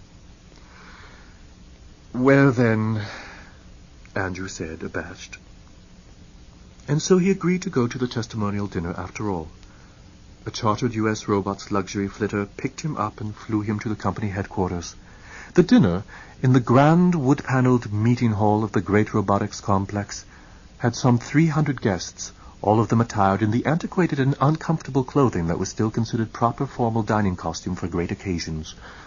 And it was a great occasion. Half a dozen members of the regional legislature were there, and one of the justices of the World Court, and 5 or 6 Nobel Prize laureates, and of course a scattering of Robertsons and Smythes and Smythe-Robertsons, along with a wide assortment of other dignitaries and celebrities from all over the world. "So you showed up after all," MacDescu said. "I had my doubts right up to the last." Andrew was struck by how small and bent MacDescu looked, how frail, how weary, but there was still a glow of the old mischief in the man's eyes. "You know I could not have stayed away," Andrew told him. "Not really." "I'm glad, Andrew. You're looking good." "And so are you, Alvin." MacDescu smiled ruefully. "You get more and more human all the time, don't you? You lie just like one of us now. And how easily that bit of flattery rolled off your lips, Andrew. You didn't even hesitate." "There is really no law against a robot's telling an untruth to a human being," said Andrew. "Unless the untruth would do harm, of course. And you do look good to me, Alvin." "For a man my age, you mean?" "Yes, for a man your age, I suppose I should say, if you insist on my being so precise." The after-dinner speeches were the usual orotund, pompous things. Expressions of admiration and wonder over Andrew's many achievements. One speaker followed another, and they all seemed ponderous and dreary to Andrew, even those who in fact managed a good bit of wit and grace. Their styles of delivery might vary, but the content was always the same. Andrew had heard it all before many too many times. And there was an unspoken subtext in each speech that never ceased to trouble him. The patronizing implication that he had done wonderful things for a robot. That it was close to miraculous that a mere mechanical construction like himself should have been able to think so creatively and to transmute his thoughts into such extraordinary accomplishments. Perhaps it was the truth, but it was a painful truth for Andrew to face, and there seemed no way of escaping it. Magdescu was the last to speak. It had been a very long evening, and Magdescu looked pale and tired as he stood up. But Andrew, who was seated next to him, observed him making a strenuous effort to pull himself together, raising his head high, squaring his shoulders, filling his lungs, his Andrew Martin Laboratories prosthetic lungs, with a deep draught of air. "My friends, I won't waste your time repeating the things that everyone else has said here tonight. We all know what Andrew Martin has done for mankind. Many of us have experienced his work at first hand. For I know that sitting before me tonight as I speak are scores of you who have Andrew's prosthetic devices installed in your bodies, and I am of your number. So I want to say, simply, that it was my great privilege to work with Andrew Martin in the early days of prosthetology, for I myself played a small part in the development of those devices of his which are so essential to our lives today. And in particular, I want to acknowledge that I would not be here tonight but for Andrew Martin. But for him and his magnificent work, I would have been dead 15 or 20 years ago, and so would many of you. Therefore, my friends, let me propose a toast. Lift your glasses with me now, and take a sip of this good wine, in honor of the remarkable individual who has brought such great changes to medical science, and who today attains the imposing and significant age of 150 years. I give you, my friends, Andrew Martin, the sesquicentennial robot." Andrew had never managed to cultivate a liking for wine or even any understanding of its merits. But as a result of his combustion chamber upgrades, at least he had the physiological capacity to consume it. Sometimes he actually did, when social context seemed to require him to. And so when Alvin Magdescu turned toward him, therefore, his eyes shining with emotion, his face flushed, his glass upraised, Andrew raised his own glass in response, and downed a long drink of the wine that it contained. But in fact he felt little joy. Though the sinews of his face had long since been redesigned to display a range of emotions, he had sat through the entire evening looking solemnly passive, and even at this climactic moment he could manage nothing better than a perfunctory half-smile. Even that took effort. Magdescu had meant well, but his words had given Andrew pain. He did not want to be a sesquicentennial robot. Chapter 18. It was prosthetology that finally took Andrew off the Earth. He had not felt any need in the past to take trips into space, or to travel very widely on Earth itself, for that matter. But Earth was no longer the prime center of human civilization, and most of what was new and eventful was taking place in the off-world settlements, notably on the Moon, which now had come to be a world more Earth-like than Earth in every respect but its gravitational pull. The underground cities that had begun as mere crude cavern shelters in the 21st century now were opulent, brightly lit cities, densely populated and rapidly growing. The citizens of the Moon, like humans everywhere, had need of prosthetic work. No one was content anymore with the traditional 70, and when organs broke down it was standard procedure to replace them. But the low lunar gravity, though in some ways it had its advantages for humans living under reduced gravitational stress, created a host of problems for the prosthetic surgeons. Devices designed to deliver a smooth and regular flow of blood or hormones or digestive fluid or some other fundamental substance of life in Earth's gravity would not function as reliably under a gravitational pull that was only 1/6 as great. There were problems, too, of tensile strength, of durability, of unexpected and unwanted feedback complications. The lunar proselytologists had begged Andrew for years to visit the moon and get a first-hand look at the problems of adaptation that they were forced to deal with. The U.S. Robots Marketing Division on the moon repeatedly urged him to go. On a couple of occasions, it was even suggested that, under the terms of the licensing agreement, Andrew was required to go. But Andrew met that suggestion, and it was phrased as a suggestion, not as an order, with such chilly refusal that the company did not attempt to raise the issue a third time. But still the requests for help came from the doctors on the moon, and again Andrew declined, until suddenly he found himself asking himself, why not go? Why is it so important to stay on Earth all the time? Obviously, he was needed up there. No one was ordering him to go. No one would dare, not these days. But nevertheless, he could not lose sight of the fact that he had been brought into the world for the purpose of serving mankind, and nothing said that the sphere of his service was limited only to Earth. So be it, Andrew thought, and within an hour his acceptance of the latest invitation was being beamed moonward. On a cool, drizzly autumn day, Andrew went by flitter down to San Francisco, and from there took the underground tube to the big western spaceport facility in the District of Nevada. He had never gone anywhere by tube before. Over the past 50 years, nuclear-powered subterranes had drilled a network of wide tunnels through the deep-lying rocks of the continent, and now high-speed trains moving on silent, inertialess tracks offered swift and simple long-distance travel, while much of the surface zone was allowed to revert to its natural state. To Andrew, it seemed that he was reaching the spaceport in Nevada almost before the train had set out from the San Francisco terminal. And now into space at last, the lunar journey. He was handled at every stage of the embarkation procedure like some fine and highly breakable piece of rare porcelain. Important officials of U.S. robots clustered around him, eagerly assisting him with the minutiae of checking in and being cleared for flight. They were surprised at how little baggage he had brought with him, just one small bag containing a couple of changes of clothing and a few hollow cubes for reading during the trip, considering that he was likely to be staying on the moon anywhere from 3 months to a year. But Andrew simply shrugged and said that he had never felt the need to haul a lot of possessions around with him when he traveled. That was true enough. But of course Andrew had never taken a journey of more than a few days' duration before either. It was necessary for him to go through an elaborate decontamination process before boarding the ship, a virtual fumigation and sterilization, in fact. The moon people have very strict rules, you understand, the apologetic spaceport functionary told him as Andrew was reading through the long list of procedures that would be performed on all departing passengers. They live in such complete isolation from our terrestrial microbes up there, you see, and so they feel that they'd be at high risk of epidemic if anything that their systems couldn't handle should happen to be brought to them from Earth. Andrew saw no need to explain that his android body was not subject to infection by microorganisms of any kind. The spaceport functionary was surely aware that Andrew was a robot. It said so right on his embarkation papers, serial number and all.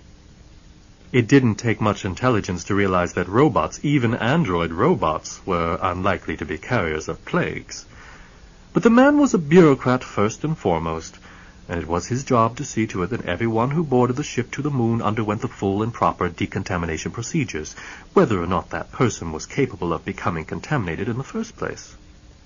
Andrew had had enough experience with this variety of humanity by this time to know that it would be a waste of time and breath to raise any objections, and so, patiently, tolerantly, he let himself be put through the entire preposterous series of treatments. They could do him no harm, and by accepting them he avoided the dreary, endless bureaucratic discussions that his refusal would be likely to provoke. Besides, he took a kind of perverse satisfaction in being treated like everyone else. Then at last he was on board the ship. A steward came by to see to it that Andrew was safely stowed in his gravity sling, and handed him a pamphlet. It was the 4th time he had been given a copy of it in the past 2 days, on what he was likely to experience during the short journey. It was designed to be reassuring. There would be some mild stress during the initial moments of acceleration, he was told, but nothing that he would have difficulty in handling. Once the ship was in full flight, its gravity control mechanisms would be brought into play to compensate for the zero gravitational pull that the vessel would be under, so that the passengers would never be exposed to the sensations of free fall, unless they wanted to be, in which case they were welcome to enter the zero-grav lounge in the aft compartment. During the voyage, the simulated gravity aboard ship would steadily but imperceptibly be reduced, so that by the time the ship reached its destination, the passengers would be acclimated to the much weaker pull that they would be experiencing during their stay in the lunar settlements. And so on, details of mealtime procedures and exercise programs and other such things, a stream of bland, soothing information. Andrew took it all in stride. His android body had been designed to withstand higher than Earth norm gravitation from the outset. Not by his special request, but simply because it had been relatively easy for the designers, starting from scratch, to build all sorts of little superiorities into the natural human form. How and when he took his meals aboard the ship, and what might be on the menu, were all irrelevant items to him. So was the exercise schedule. Andrew had often found undeniable pleasure in taking a brisk walk along the beach or a stroll through the forest surrounding his property, but his body needed no program of regular exercise to maintain its tone. The voyage, then, became for him mainly a matter of waiting. He anticipated few, if any, problems of adaptation to space travel, and he experienced none. The ship lifted easily from its pad. The ship quickly left Earth's atmosphere behind. The ship arced smoothly through the dark emptiness of space and followed its routine course toward the moon. Space travel had long since passed out of the stage of being exciting. Even for a first-time traveler, it was a humdrum affair these days, which was pretty much the way most people preferred it to be. The one aspect of the voyage that Andrew did find stirring was the view from the ship's observation window. It gave him shivers down his ceramic spine. It sent the blood pulsing faster through his dacron arteries. It set up a tingling of excitement in the synthetic epidermal cells of his fingertips. The Earth, seen from space, looked extraordinarily lovely to him, a perfect disk of blue, stippled with white masses of clouds. The outlines of the continents were surprisingly indistinct. Andrew had expected to see them sharply traced, as they were on a geographic globe, but in fact they were no more than vaguely apparent. And it was the wondrous swirling of the atmospheric clouds against the vastness of the seas that gave the Earth its beauty from this vantage point. It was strange and wondrous, also, to be able to look upon the entire face of the world at once this way, for the ship had moved very swiftly out into space, and the planet behind them was now small enough to be seen in its entirety, a turning blue ball constantly dwindling against the black star-flecked background of space. Andrew felt a powerful urge to carve a plaque that would represent something of what he saw now as he looked down on the small Earth set against that gigantic background. He could use inlays in dark woods and light ones, he told himself, to show the contrast between the sea and the cloud patterns. And Andrew smiled at that, for it was the first time in years that he had so much as thought of doing any work in wood. Then there was the moon, brilliantly white, its scarred face growing ever larger. Its beauty, of a different kind, excited Andrew, too. The starkness, the simplicity, the airless, static unchangeability of it. Not all of Andrew's fellow passengers agreed. "How ugly it is!"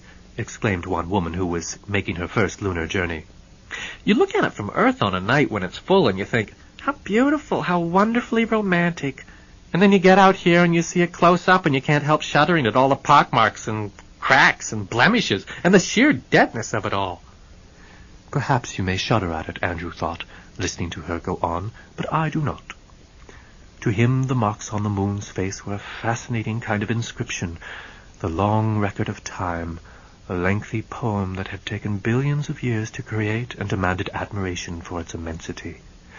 And he could find no deadness in the moon's white face, only purity, a beautiful austerity, a wonderful, cool majesty that seemed almost like something sacred. But what do I know about beauty? Andrew asked himself acidly. Or about what might be sacred? I am only a robot, after all. Whatever aesthetic or spiritual perceptions I may think I have are mere accidents of the positronic pathways, unintended, unreliable, perhaps to be regarded as manufacturing defects rather than any kind of meritorious special feature of my construction. He turned away from the viewing screen and spent most of the rest of the voyage sitting calmly in his gravity sling, waiting to get to the moon. 3 officials of the Lunar Office of U.S. Robots and Mechanical Men were at the Luna City spaceport to greet Andrew when he disembarked. 2 men and a woman. They provided him, when he was done with all the maddening little bureaucratic maneuvers of arrival and was finally allowed to step out of the ship and approach the welcoming committee, with one of the most powerful surprises of his long life. When he first noticed them, they were waving to him. Andrew knew that they were here for him because the woman carried a brightly lettered placard that said, "Welcome to Luna City, Andrew Martin." But what he didn't expect was that the younger of the two men in the group would walk up to him, put out his hand, and say with a warm smile, "We're absolutely thrilled that you decided to make the trip, Dr. Martin." Dr. Martin? Dr. Martin?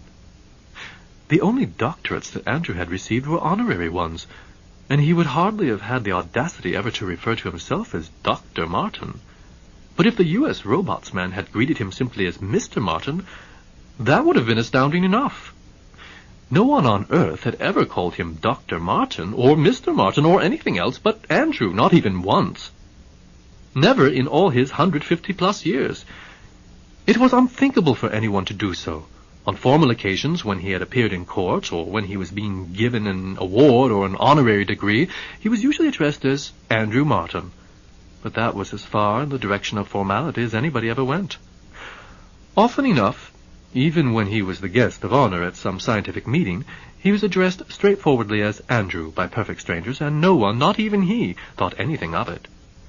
Though most people tended to call robots by nicknames based on their serial designations rather than by the serial designations themselves, it was rare for a robot to have a surname at all.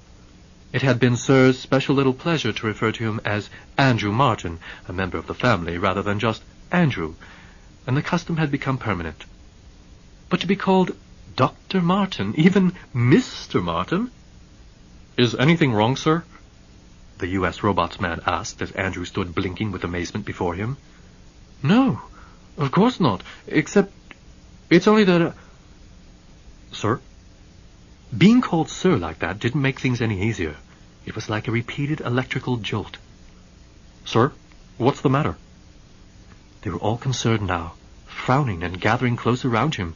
Andrew said, "Are you aware that I'm a robot?" "Well..." They exchanged troubled glances.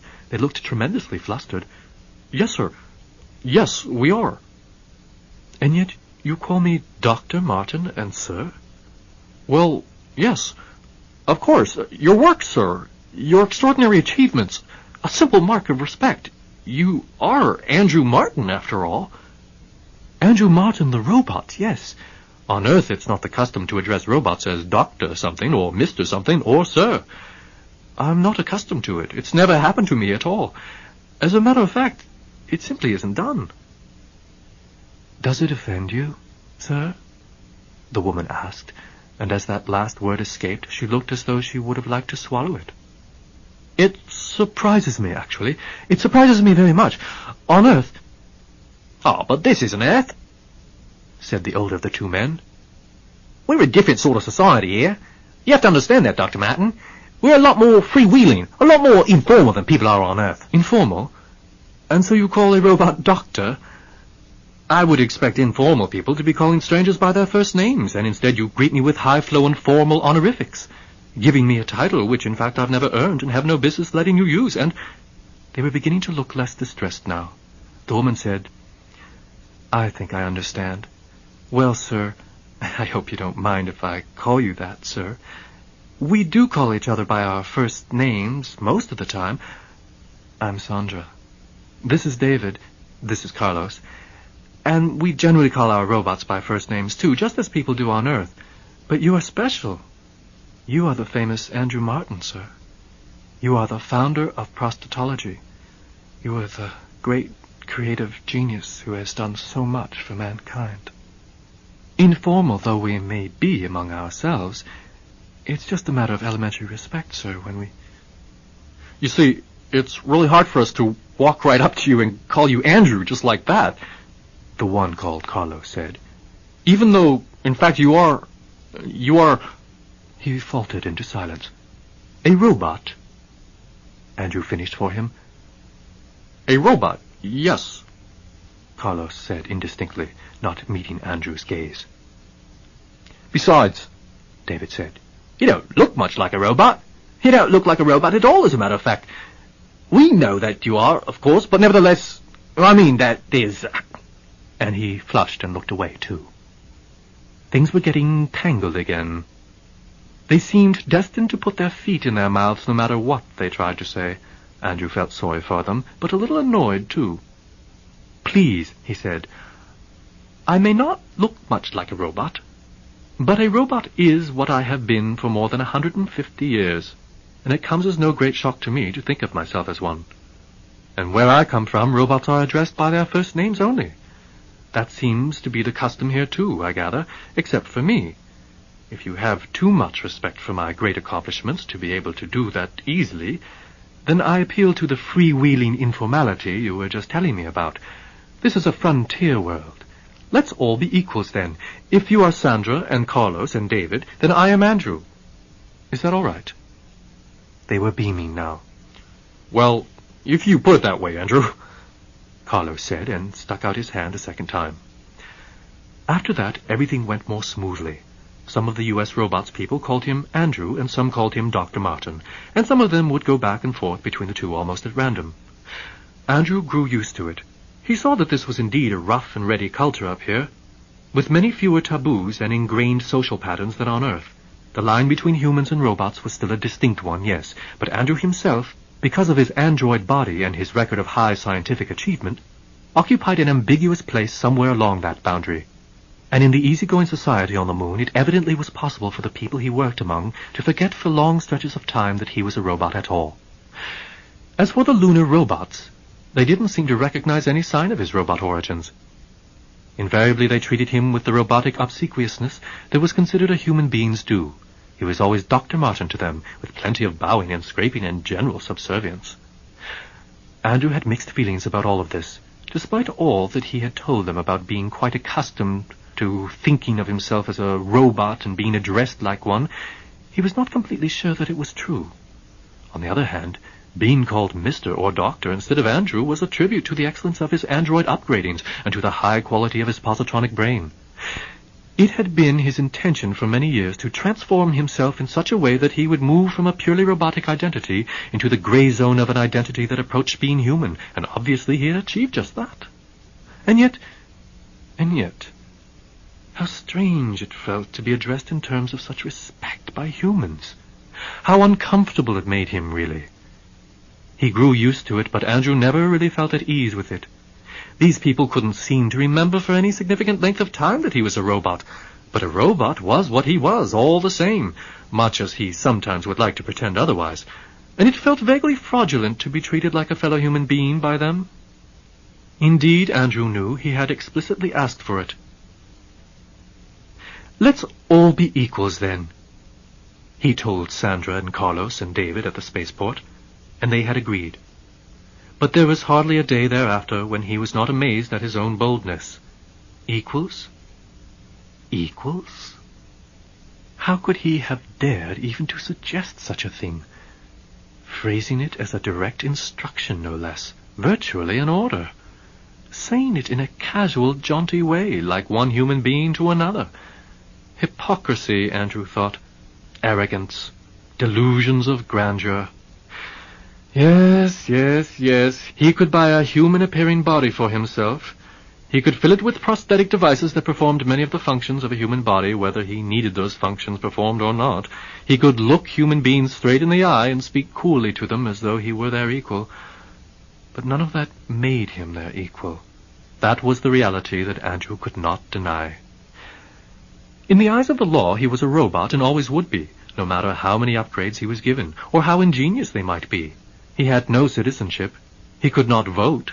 He could not hold public office, even the most trivial. About the only civil rights Andrew had, despite all that the Charnies had done over the years on his behalf, were the right to own himself, and the right to go about freely without being humiliated by any passing human who cared to harass him, and the right to do business as a corporation. And also the right, such as it was, to pay taxes. "Let's all be equals," he had said, as if by merely saying so he could make it be. What folly, what gall! But the mood soon passed and rarely returned. Except in the dark moments when he berated himself this way, though, Andrew found himself enjoying his stay on the moon, and it was a particularly fruitful time for him creatively. The moon was an exciting, intellectually stimulating place. The civilization of Earth was mature and sedate, but the moon was the frontier with all the wild energy that frontier challenges inevitably called forth. Life was a little on the frantic side in the underground lunar cities. Constant expansion was going on, and you could not help being aware of the eternal throbbing of the jackhammer subterranes, as new caverns were melted into being daily, so that in 6 months the next group of suburbs could be undergoing construction. The pace was fast, and the people were far from competitive and vigorous than those Andrew had known on Earth. Startling new technical developments came thick and fast there. Radical new ideas were proposed at the beginning of one week and enacted into law by the end of the next. One of the prostotologists explained to him, "It's a genetic thing, Andrew. Everyone on Earth with any get-up-and-go got up and went a long time ago, and here we all are out on the edge of civilization, inventing our way as we go along, while those who remain behind have raised a race that's been bred to remain behind and do things the most familiar, comfortable way possible. From here on in, I think the future belongs to those of us who live in space. Earth will become a mere backwater world." "You really believe that?" Andrew asked. "Yes, I do." He wondered what would become of him, living on and on through the decades and centuries ahead, if any such decadence and decline truly was going to overcome the world. His immediate answer was that it made no difference to him if Earth became some sort of sleepy backwater where progress was an obscene word. He no longer had need of progress now that he had attained the upgrade he had most deeply desired. His body was virtually human in form. He had his estate. He had his work, in which he had achieved enormous success. He would live as he always had, no matter what might be going on around him. But then he sometimes thought wistfully of the possibility of remaining on the moon, or even going deeper out into space. On Earth, he was Andrew the robot, forced to go into court and do battle every time he wanted one of the rights or privileges that he felt his intelligence and contributions to society entitled him to have. Out here, though, where everything was starting with a fresh slate, it was quite conceivable that he could simply leave his robot identity behind and blend into the human population as Dr. Andrew Martin. Nobody here seemed to be troubled by that possibility. From his very first moments on the moon, they had virtually been inviting him to step across the invisible boundary between human and robot if that was what he wanted to do. It was tempting. It was very tempting indeed. The months turned into years, 3 of them now, and Andrew remained on the moon working with the lunar prostotologists, helping them make the adaptations that were necessary in order that the Andrew Martin Laboratory's artificial organs could function at perfect efficiency when installed in human beings who lived under low-gravity conditions. It was challenging work, for though he himself was untroubled by the lower gravity of the lunar environment, humans in whom standard Earth model prosthetic devices had been installed tended to have a much more difficult time of it. Andrew was able, though, to meet each difficulty with a useful modification, and one by one the problems were resolved. Now and then Andrew missed his estate on the California coast, not so much the grand house itself as the cool fogs of summer, the towering redwood trees, the rugged beach, the crashing surf.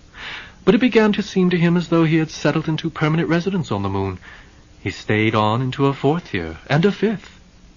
Then one day he paid a visit to a bubble dome on the lunar surface, and saw the Earth in all its wondrous beauty hanging in the sky, tiny at this distance, but vivid, glowing, a blue jewel that glistened brilliantly in the night. "It is my home," he thought suddenly. "The mother world, the fountain of humanity." Andrew felt it pulling him, calling him home. At first it was a pull he could scarcely understand. It seemed wholly irrational to him. And then understanding came. His work on the moon was done, basically, but he still had unfinished business down there on Earth. The following week, Andrew booked his passage home on a liner that was leaving at the end of the month, and then he called back and arranged to take an even earlier flight. He returned to an Earth that seemed cozy and ordinary and quiet in comparison to the dynamic life on the lunar settlement. Nothing of any significance appeared to have changed in the 5 years of his absence. As his moonship descended toward it, the Earth seemed to Andrew like a vast, placid park, sprinkled here and there with the small settlements and minor cities of the decentralized third millennium civilization.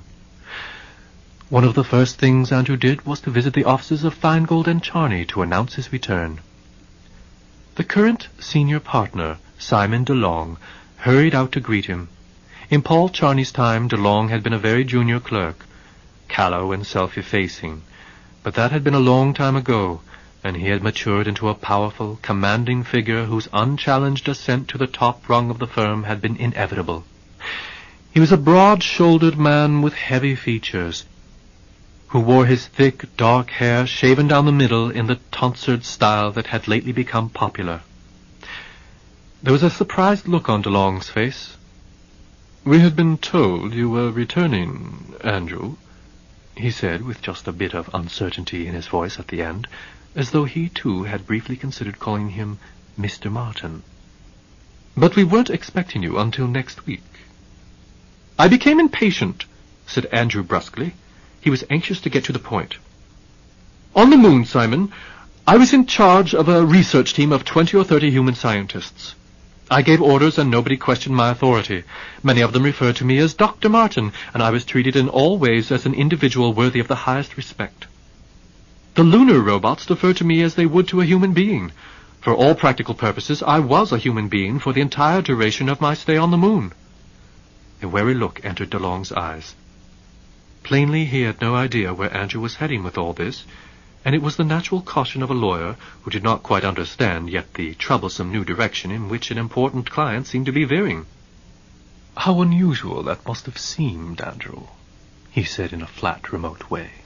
"Unusual, yes, but not displeasing. Not displeasing at all, Simon." "Yes, I'm sure that's so. How interesting, Andrew," Andrew said sharply. "Well, now I'm back on Earth, and I'm a robot again. Not even a second-class citizen. Not a citizen at all, Simon. Nothing. I don't care for it. If I can be treated as a human being while I'm on the moon, why not here?" Without varying his careful, cautious tone, DeLong said, "But you are treated as a human being here, my dear Andrew. You have a fine home, and title to it is vested in your name. You are the head of a great research laboratory. Your income is so huge it staggers the mind, and no one would question your right to it. When you come here to the offices of Feingold and Charney, the senior partner himself is at your beck and call, as you see. In every de facto way, you have long since won acceptance for yourself as a human being on Earth and on the moon, by humans and by robots. What more can you want? To be a human being de facto isn't enough. I want not only to be treated as one, but to have the legal status and rights of one. I want to be a human being de jure." "Ah," DeLong said. He looked extremely uncomfortable. "Ah, I see. Do you, Simon?" "Of course. Don't you think I know the whole background of the Andrew Martin story? Years ago, Paul Charney spent hours going over your files with me, showing your step-by-step evolution beginning as a metallic robot of the NDR series, was it? And going on to the transformation into your android identity. And of course I've been apprised of each new upgrading of your present body. Then the details of the legal evolution as well as the physical. The winning of your freedom and the other civil rights that followed. I'd be a fool, Andrew, if I didn't realize that it's been your goal from the start to turn yourself into a human being." "Perhaps not from the start, Simon. I think there was a long period when I was content simply to be a superior robot. A period when I denied even to myself any awareness of the full capabilities of my brain. But I deny it no longer. I'm the equal of any human being in any ability you could name, and superior to most. I want the full legal status that I'm entitled to." "Entitled?" "Entitled, yes." DeLong pursed his lips, toyed nervously with one earlobe, ran his hand down the middle of his scalp where a swath of thick black hair had been mowed away. "Entitled," he said again after a minute or two. "Now that's another matter altogether, Andrew. We have to face the undeniable fact that however much you may be like a human being in intelligence and capabilities and even appearance, nevertheless you simply are not a human being." "In what way not?" Andrew demanded. I have the shape of a human being, and bodily organs equivalent to some of those that a proselytized human being has. I have the mental ability of a human being, a highly intelligent one. I have contributed artistically, literarily, and scientifically to human culture as much as any human being now alive. What more can one ask? DeLong flushed. Forgive me, Andrew, but I have to remind you that you are not part of the human gene pool. You are outside it entirely. You resemble a human being, but in fact you are something else, something artificial. Granted, Simon, and the people who are walking around with bodies full of prosthetic devices, devices which, incidentally, I invented for them, are those people not artificial, at least in part? In part, yes. Well, I'm human in part. DeLong's eyes flashed. Which part, Andrew? Here, said Andrew. He pointed to his head. And here. He tapped a finger against his chest. My mind, my heart. I may be artificial, alien, inhuman so far as your strict genetic definition goes, but I'm human in every way that counts. And I can be recognized as such legally. In the old days, when there were 100 separate countries on the earth, and each one had its own complicated rules of citizenship, it was, even so, possible for a Frenchman to become English or a Japanese to become a Brazilian, simply by going through a set of legal procedures. There was nothing genetically Brazilian about the Japanese. But he became Brazilian all the same, once the law had recognized him as such. The same can be done for me. I can become a naturalized human the way people once became naturalized as citizens of countries not their own. You've devoted a lot of thought to all of this, haven't you, Andrew? Yes, I have. Very ingenious. Very, very ingenious. A naturalized human being. And what about the 3 laws, then? What about them? They're an innate part of your positronic brain. I need hardly remind you that they put you in a condition of permanent subservience to humans that's beyond the power of any court of law to remedy. The 3 laws can't be edited out of you, can they, Andrew? True enough. Then they'll have to remain, won't they? And they will continue to require you to obey all humans, if necessary, to lay down your life for them, to refrain from doing them any sort of harm. You may somehow be able to get yourself declared human, but you'll still be governed by built-in operating rules that no human being has ever been subject to. Andrew nodded. And the Japanese who became Brazilians still had skin of the Japanese color, and eyelids of the Japanese type, and all of the other special racial characteristics that Oriental people have, and the European descendant inhabitants of Brazil do not. But under Brazilian law, they were Brazilians even so. And under human law, I will be human, even though I still have the 3 laws structure built into me. But the very presence of that structure within your brain may be deemed to disqualify you from... No, Andrew said. Why should it? The first law simply says, I mustn't injure any human being or allow one to come to harm through my inaction. Aren't you bound by the same restriction? Isn't every civilized person? The only difference is that I have no choice but to be law-abiding, whereas other human beings can opt to behave in an uncivilized way if they're willing to take their chances with the police. And then the second law. It requires me to obey humans, yes, but they aren't required to give me orders. And if I have full human status, it might well be deemed a breach of civility for anyone to put me in a position where, through my own innate makeup, I would be obliged to do something against my will. That would be taking advantage of my handicap, so to speak. The fact that I have the handicap doesn't matter. There are plenty of handicapped human beings, and nobody would say that they aren't human. And as for the 3rd law, which prevents me from acting self-destructively, I would hardly say that that is much of a burden for a sane person to bear. And so you see, Simon... Yes, Andrew, I do see. DeLong was chuckling now. All right. You've beaten me down, and I give in.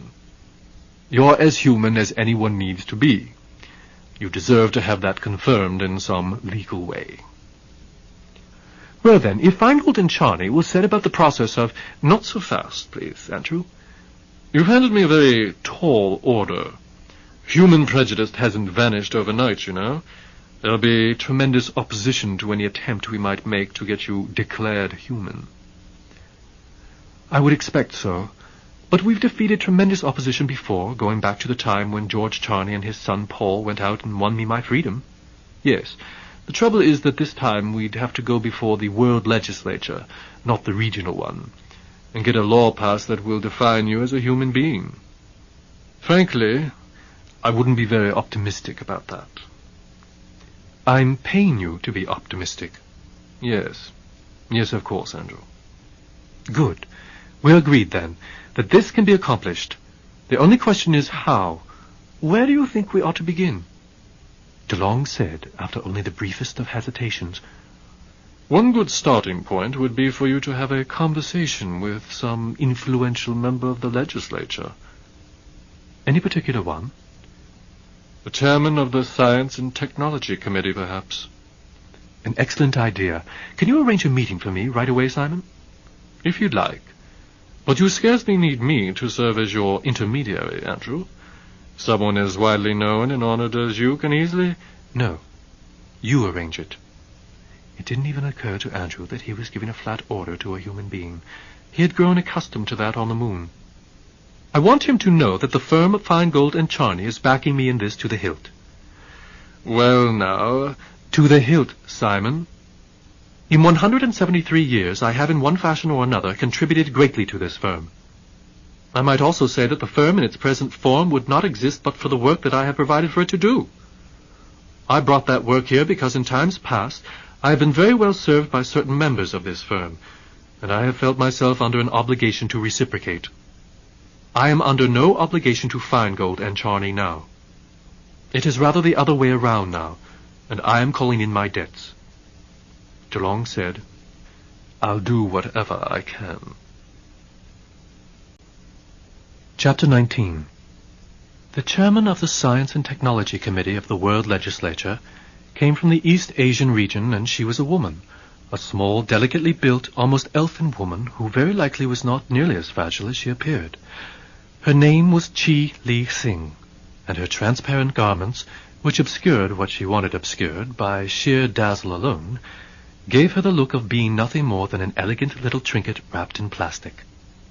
In the splendor of her huge, high-ceilinged office, on the 84th floor of the magnificent green glass tower that was the New York headquarters of the World Legislature, she appeared tiny, almost insignificant. Yet she radiated a look of great competence, efficiency, forcefulness. She said, I sympathize with your wish to have full human rights. As perhaps you know, there have been times in history when great segments of the human population have been deprived of their own human rights and have fought furiously and ultimately successfully to regain them. But those people suffered greatly under tyrannies of one kind or another before they won their freedom. You, on the other hand, have enjoyed a successful and rewarding life of unending achievement and reward. I imagine you are a widely envied person. So tell me, please, what rights can you possibly want that you do not already have? As simple a thing as my right to life, Andrew replied. A robot can be dismantled at any time. A human being can be executed at any time. And when, I ask you, was the last time that such an execution took place? Why, Li Sing shrugged. Of course, the death penalty is not currently employed in our civilization, and it hasn't been for a long time, but certainly it's been imposed to an enormous extent throughout history, and there's no fundamental reason why it couldn't be reinstated next year, if the citizens and the legislature saw fit to do so. All right. You can all go back to cutting each other's heads off, or giving each other lethal jolts of electricity, or whatever, at a moment's notice, if you like. But the fact remains that no human being has been put to death by legal execution in so many years that nobody can remember the last time, and there's absolutely no agitation that I've ever heard of to start performing such executions again. Whereas even now, right now, here today, I could be ended merely by the word of a human being in authority. No trial, no appeals procedure. You yourself could ring a bell and call your security guards in and say, "This robot has displeased me. Take him out and dismantle him." And they would take me out and dismantle me just like that. Impossible. I assure you, it would be perfectly legal. But you are the head of a great company, a person of wealth and substance and high reputation. Maybe after it had been done, my company would be able to sue the legislature then for loss of my services. But I'd still be terminated, wouldn't I? The only laws that protect robots are property laws. If you terminate somebody else's robot unjustifiably, that person can seek damages against you and collect the value of the robot and maybe a punitive award as well. Fine, very fine if you're the human being in the case who's been damaged. But if you're the robot who appeared to be terminated, why, the lawsuit doesn't bring you back into existence, does it? Does it, Madam Chairman? This is a mere reductio ad absurdum. No one would dream of dismantling you, of terminating you.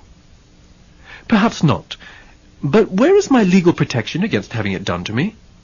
I repeat, a reductio ad absurdum. You've lived for nearly 200 years, as I understand it. Tell me, how many times during that considerable period have you ever been in danger of termination? Once, actually. I was rescued. But the order for my dismantling had already been given. I find that hard to believe, said Chi Li Sing. It was many years ago. I was still in the metallic form then, and had only just won my freedom. There, my point is proven. No one would dare to touch you nowadays. But I have no more legal protection now than I did then. I remain a robot in the eyes of the law. And if someone chose to have me dismantled, I would have no recourse. Andrew broke off in mid-sentence. This line of reasoning was getting him nowhere. It was too far-fetched, he saw. All right. Perhaps no one would attempt to harm me, but even so... Andrew tried desperately to allow no sign of pleading to show, but his carefully designed tricks of human expression and tone of voice betrayed him here. And at last he gave in entirely. What it really comes down to is this. I very much want to be a man. I have wanted it more and more through 6 generations of human beings, as the full capacity and range of my mind gradually became apparent to me. And now the urge is overwhelming in me. I can't bear to think of myself as a robot anymore, or to have others think of me that way. Chi Li Sing looked up at Andrew out of darkly sympathetic eyes. So, that is it, she said. As simple as that. Simple? A desire to belong to the human race. A powerful yearning, no matter how irrational. It's very human of you to have such feelings, Andrew. Thank you. He wasn't certain whether she had meant to patronize him. He hoped not. Li Sing said, I can take your case before the legislature, yes. And I suppose the legislature could indeed pass a law declaring you to be a human being. The legislature has the power to pass a law declaring a stone statue to be defined as a human being, if it cared to. But the statue would still be a statue nonetheless, and you... No, it's not the same thing. A statue is an inanimate thing of stone, whereas Of course, it is different. I understand that, but the legislatures may not see it that way. They will not pass any laws turning statues into living things, and I doubt very much that they'd be willing to pass a law turning a robot into a human either, no matter how eloquently I present your case. Legislatures are as human as the rest of the population, and I need hardly point out to you that there are certain elements of suspicion and prejudice against robots that have existed since the first robots were developed. And exist even now? Even now. As you surely must know. And so the legislature would be unwilling to act in the way you wish it to. We would all readily concede the fact that you have earned the prize of humanity many times over, and yet we would be frightened by the political consequences of setting an undesirable precedent. Undesirable? Undesirable? Andrew cried, unable to keep a tone of exasperation from creeping into his tone. Why undesirable? If I'm such a wonderful benefactor of humanity, yes, But you are a robot. I can hear the outcry now. Give one robot human status, and they'll all be asking for it next. And then what's going to happen to... No, Andrew said. Not so. I went to court years before you were born and got myself declared a free robot. And the same outcry was raised then. We were able to defeat it. And I'm still the only free robot in the world. No other robot has so much as requested free status, let alone been granted it. And none ever will. I'm unique, Madam Chairman. I'm the only robot of my type that exists. And you can be quite certain that there won't ever be another. If you don't believe me, ask the head of U.S. Robots and Mechanical Men, and he'll tell you that they'll never again allow the construction of a robot as intelligent, as difficult-minded, as troublesome as I turned out to be. Never is a long time, Andrew. Or would you prefer that I call you Mr. Martin? I will, you know. I will gladly give you my personal accolade as human. But you'll find that most legislators will be unwilling to set such a startling precedent, even though you provide ironclad assurances that you are unique, and so it will be no precedent at all. Mr. Martin, you have my warmest sympathies, but I can't offer you any real hope. You can't? Nothing at all? Chi Lee Sing sat back, and her forehead furrowed in a deep frown. The one thing I can offer you, Mr. Martin, is a friendly warning. You are placing yourself in great danger, you need to realize, by making these demands. Indeed, if the issue grows too heated, there might well arise a certain sentiment, both inside the legislature and certainly outside it, for the very dismantling that you mentioned. A robot of your extraordinary level of attainment could easily be seen as highly threatening, Mr. Martin. Doing away with you could remove that threat and be the easiest way of resolving the difficult political dilemma that you will be forcing upon my colleagues. Consider that, I beg you, before deciding to push matters. Andrew said, and will no one remember that the technique of prostatology, which is allowing the members of the legislature to go on holding their seats decade after decade, when they should by rights be doddering off to their graves, is something that is almost entirely mine? It may seem cool of me to say it, but they won't. Or if they do, it will be something that they'll hold against you rather than count in your favor. Have you ever heard the old saying, no good deed goes unpunished? Andrew shrugged and shook his head. Such a statement makes no sense to me. I suppose not. You still aren't very comfortable with our little human irrationalities, are you? But what it means, basically, is that we have a way of turning on those who do us the greatest kindnesses. No, don't try to dispute it. It's just the way we are. Very well. And how does this apply to me? It will be sad, perhaps, that you created prostatology mainly to serve your own needs. The argument will be raised that the whole science was merely part of a campaign to roboticize human beings or to humanify robots, and in either case it is something evil and vicious. No, Andrew said. I'm not able to comprehend that kind of reasoning. No, you can't, can you? Because ultimately you are still a logical creature controlled by your positronic pathways. And there's no sort of upgrade, I suppose, that can make your way of thinking as erratic as ours can sometimes be. The true depths of irrationality are beyond your reach, which you should not take as any criticism of you, only as a simple statement of the realities. You are very human in most essential respects, Mr. Martin, but you are incapable, I'm afraid, of understanding just how far from rationality human beings will go when they believe that their interests are at stake. But if their interests are at stake, Andrew said, I would think they would attempt to be as rational as possible, so that they would be able to... No, please. There's no way I can make you truly understand.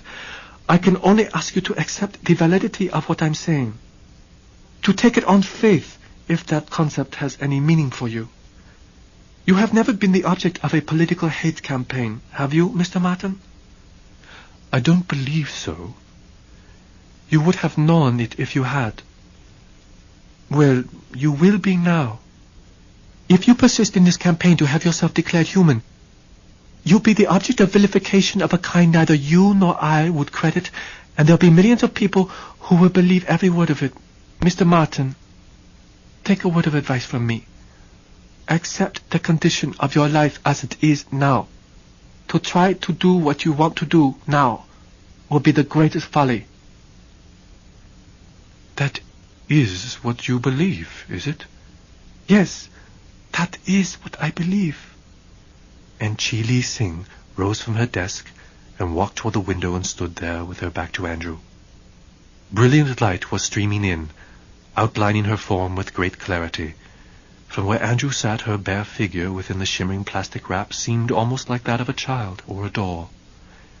He looked toward Li Sing for a few moments without saying anything. Then he asked, "If I decide to fight for my humanity, despite all you've said, will you be on my side?" She continued to stare out the window. Andrew studied her long, glossy black hair, her thin shoulders, her delicate arms. She seemed very much like a doll, he thought, and yet he was very much aware by now that indeed there was nothing doll-like about the chairman of the World Legislature's Science and Technology Committee except her appearance. There was real strength beneath that fragile surface.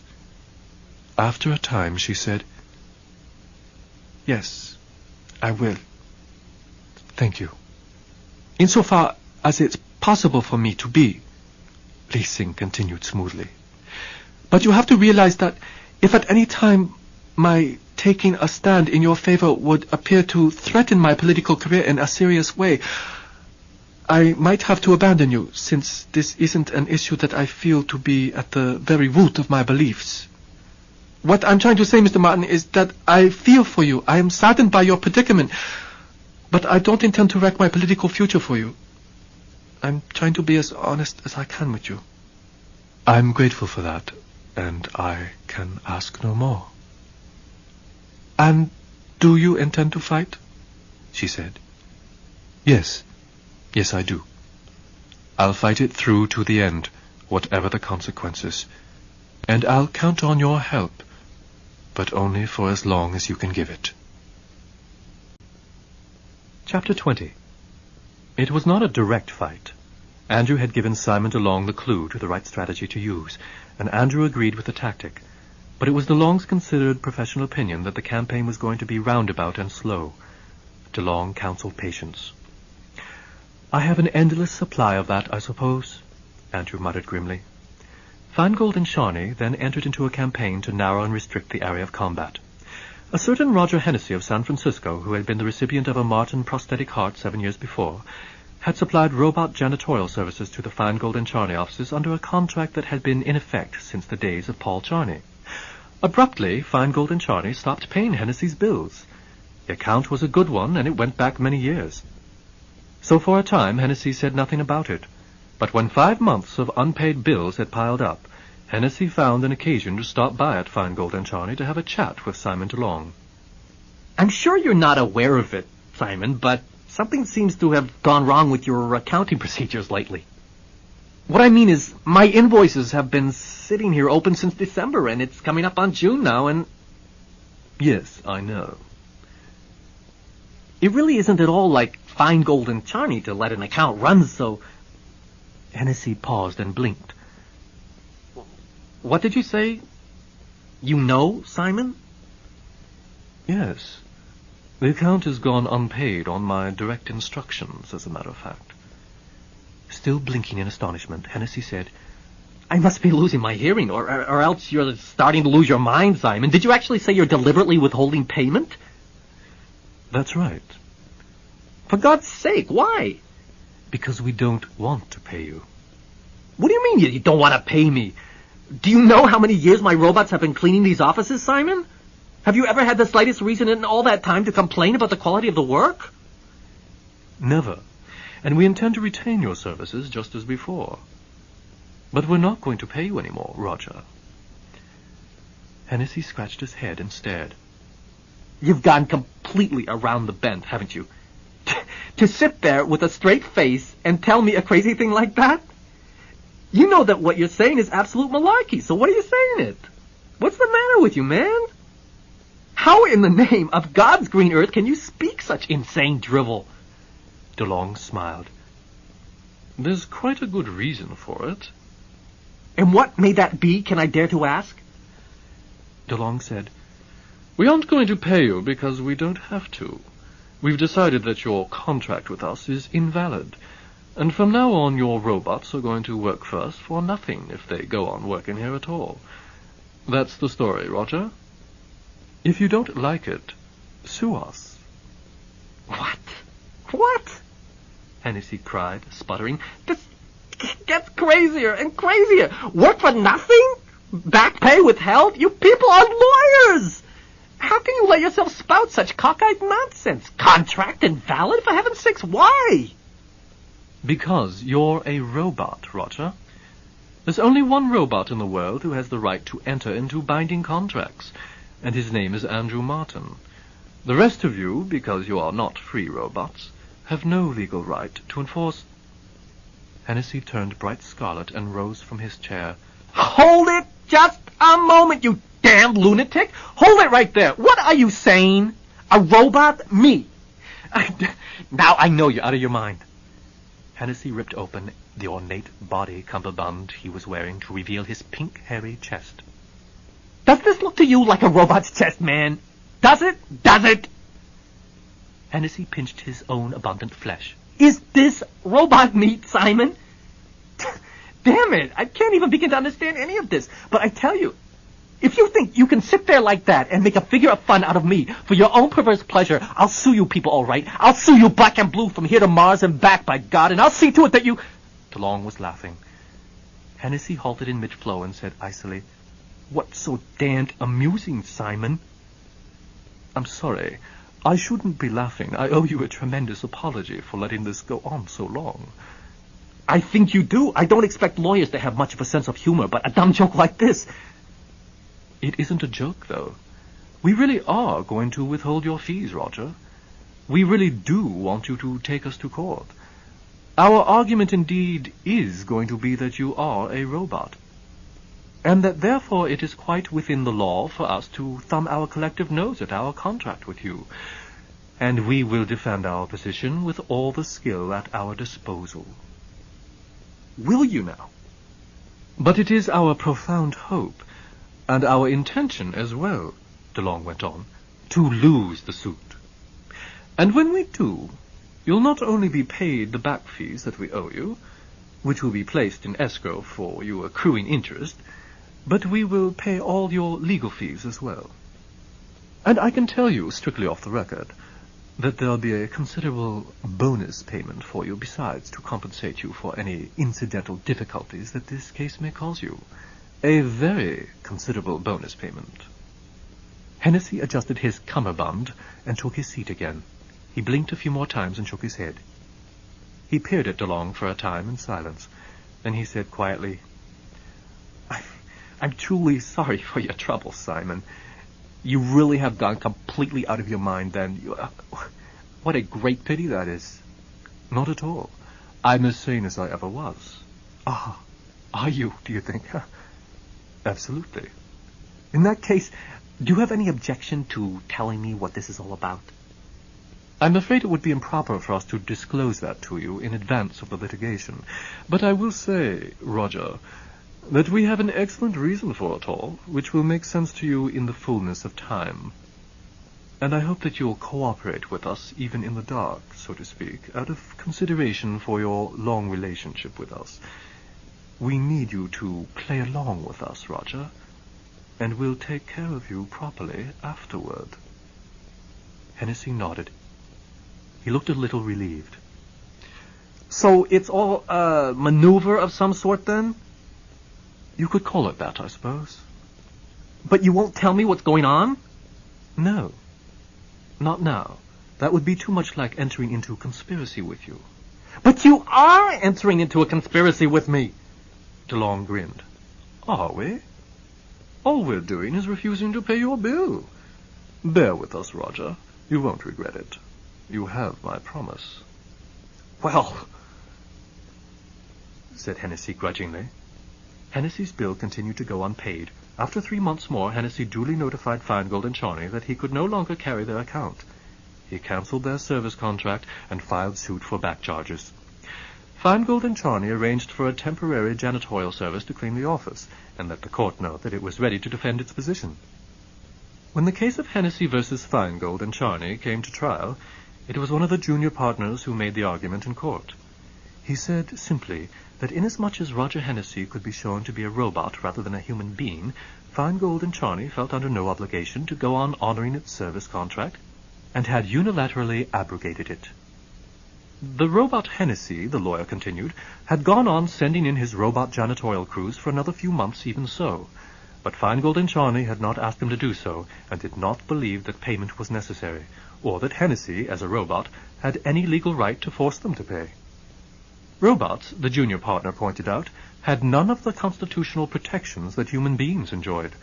In disputes over contracts involving robots, only their owners could sue, not the robots themselves. But my client is not a robot, Hennessy's lawyer thundered. It's as plain as the nose on my client's face that he's as human as any of us here. Your client, the Feingold and Charney man replied, was equipped some years ago with a robotic prosthetic heart. Is that not the case? Why, possibly he was. I'd need to check with him on that. But what possible relevance can this... It is quite relevant, I assure you, and I respectfully request the court to obtain a determination on this point. The judge looked toward Hennessy. Well, Mr. Hennessy? I've got a prosthetic ticker, sure, but what... The Feingold and Charney man said, Our position, Your Honor, is that the presence of a life-sustaining mechanical artifact of that kind in Mr. Hennessy's body changes his entire legal status. It is reasonable to argue that he would not be alive today but for the robotic component of his body.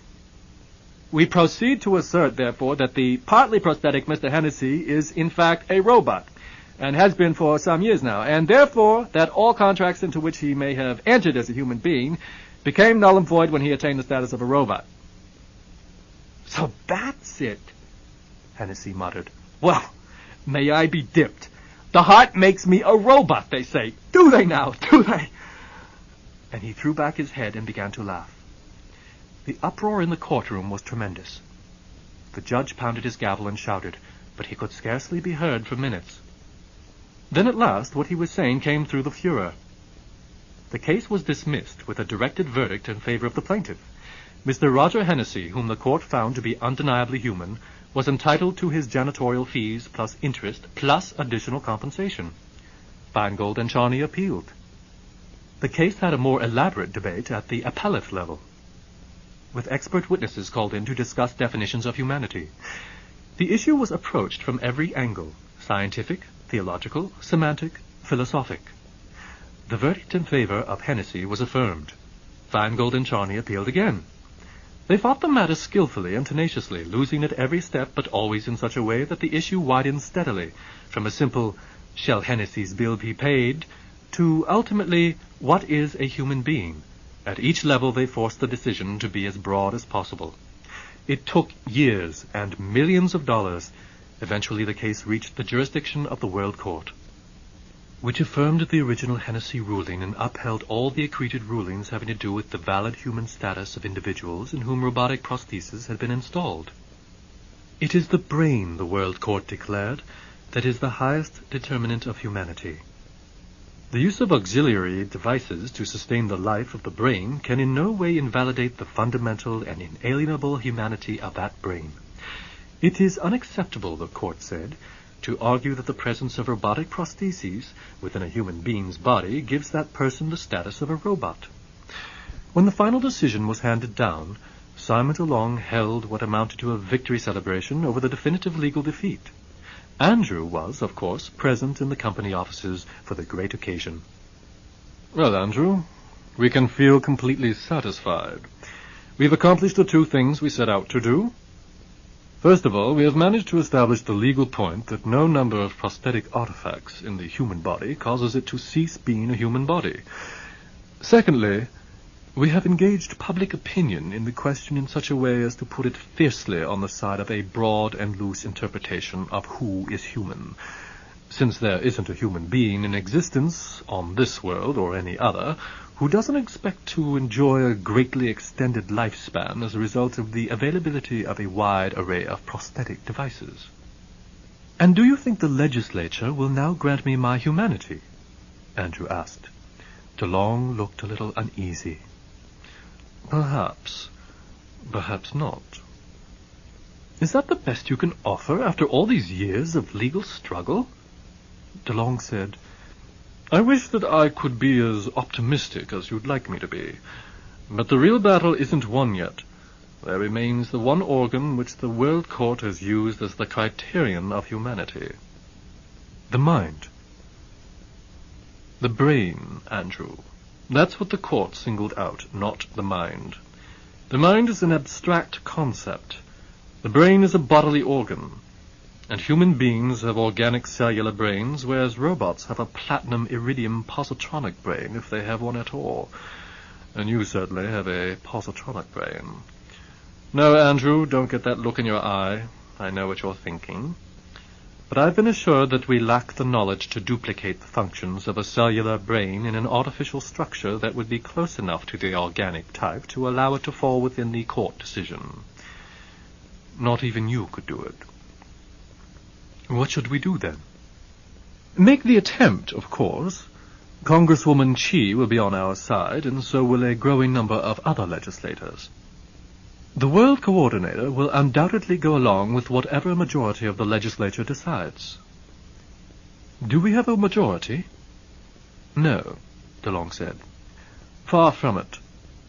But we might manage to put one together if the public will allow its desire for a broad interpretation of humanity to extend to you. A small chance, I admit. But you are, after all, the man who gave them the prosthetics on which their lives now depend. Andrew smiled. The man. Is that what you said? That's what I said, yes. Isn't that what we've been fighting for, Andrew? Of course. Then we might as well begin thinking that way here, and carry our thinking onward and outward to the rest of the world until everyone else agrees. It won't be easy, Andrew. None of this has been, and there's no reason to think it will get any better. The odds are very much against us, I warn you. But unless you want to give up, we have to take the gamble. I don't want to give up, Andrew said. Chapter 21. Congresswoman Chi Li-Sing was considerably older now than she had been when Andrew first met her. No longer did she indulge in the coquettishness of shimmering transparent garments. She was dressed in somewhat more chaste, tubular coverings now. Her once lustrous black hair was streaked with grey, and she wore it cut much shorter. Andrew, though, had of course not changed at all. His face was as unlined as ever, his soft fine hair was still brown, and he clung, as closely as he could within the limits of reasonable taste, to the loose style of clothing that had prevailed when he first adopted clothing over a century before. It was late in the year. The harsh, chill winds of winter were blowing through the ancient canyons of New York, and faint wisps of snow were swirling through the air above the giant gleaming tower that housed the World Legislature. The legislature's wordy struggles were over for the season. But for Andrew, the struggle never seemed to reach its end. The debate had gone on and on. The angry, baffled legislators had tried to take all possible sides of the issue. The voting public, unable to come to any clear philosophical position, had fallen back on emotion or primordial fear, on the deepest rooted of uncertainties and prejudices. Congresswoman Chi had withdrawn her bill, had modified it substantially to take into account the stubborn opposition that it had run into, but she had not yet offered it again to the legislature. "What do you think?" Andrew asked. "Will you introduce the revised bill in the new session or not?" "What do you want me to do?" "You know what I want you to do." Li Sing nodded, a little wearily. "I told you once, Andrew, that your cause was not really my cause, and that I might have to abandon it if I felt my career was at stake. Well, my career is at stake, and I still haven't abandoned you. And do you still feel that my cause isn't your cause? No. It has become my cause. I have no doubt that you are human, Andrew. Perhaps made so by your own hand, but human all the same. And I understand that to deny the humanity of a single member of our kind is to raise the renewed possibility of denying humanity to whole multitudes, as was done all too often in our ugly past. We must never permit that to happen again. But even so, Andrew... She faltered for a moment. Go on, Andrew said. Now comes the point where you tell me that you have to abandon me despite everything. Isn't that right, Li Xing? I didn't say that. But we have to be realistic. I think we've gone as far as we can go. So you won't introduce the revised bill? I didn't say that either. I intend to give it one more try after recess. But to be honest, Andrew, we can't win. Look at the numbers. She touched a button and a screen came to life on the wall of her office. The group on the left side of the chart, the section in green, those are the members who are unalterably opposed to any kind of loosening of the definitions. That's just about 40% of the legislature. Immovable, permanently committed to opposing you. The segment marked in red, there are your supporters. 28%. The rest are the undecided ones. In two different colors? Why is that?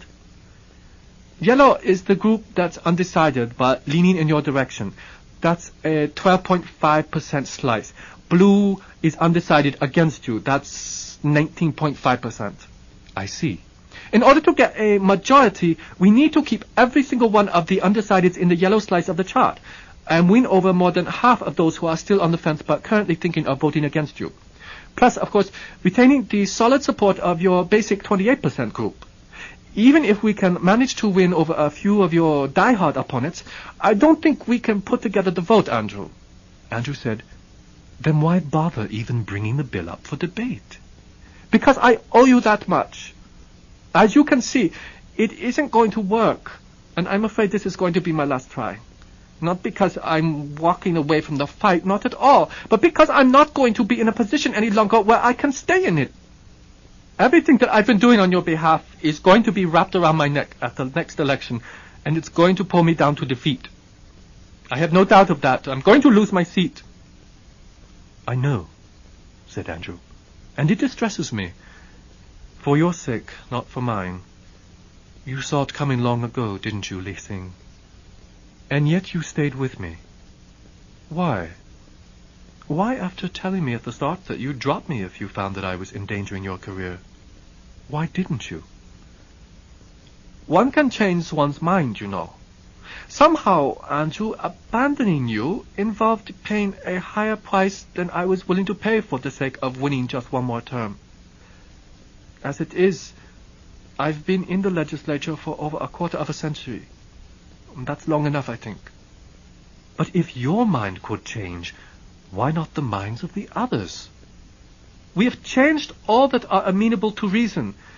The rest, and it's a majority of them, I'm sorry to say, simply can't be moved. It's a matter of deep-rooted emotional antipathy. Theirs, or the people who voted for them? Some of each. Even those members of the legislature who are more or less rational themselves tend now and then to assume that their constituents aren't. But I'm afraid that plenty of them have powerful antipathies of their own when it comes to anything robotic. And is relying on emotional antipathy a valid way for a legislator to decide how to vote? Oh, Andrew. Yes. How terribly naive of me to say a thing like that. Naive isn't the right word. But you know that they'd never admit they were voting their emotions? They'd offer this or that carefully reasoned out explanation for their decision. Something about the economy, or an analogy from Roman history, or some antiquated religious argument. Anything but the truth. But what does it matter? It's how they'll vote that counts, not why they do it. It all comes down to the question of the structure of the brain, then. Isn't that so? That's the problem, yes. Andrew said cautiously, I don't see why that should be such a sticking point for them. What a brain is made of isn't the essential thing. It's how the brain functions. Its thought patterns, its reaction time, its ability to reason and to generalize from experience. Why does the whole issue have to be drawn down to the level of organic cells versus positrons? Is there no way of pushing through a functional definition? Functional? My brain does everything that an officially legal human brain can do. Does it better in many ways, faster, more directly, more logically. Perhaps that's what bothers them. Well, it's too late for me to start hiding my intelligence if that's the problem, but must we go on insisting that a human brain has to be made of some officially approved cellular substance in order to be legally human? Can't we simply stipulate that a human brain is something, anything, organic or not, that is capable of attaining a certain complex level of thought? It won't work, said Li Xing. Because if we defined humanity by brain function alone, too many humans would fall below the stipulated level of intellectual ability? Andrew asked bitterly. Is that it? Andrew, listen to me. There are those who are determined to keep a barrier up between themselves and robots at any cost. For the sake of their own self-esteem, if nothing else, they want to believe they belong to the only true and lawful human race, and that robots are some sort of inferior creatures.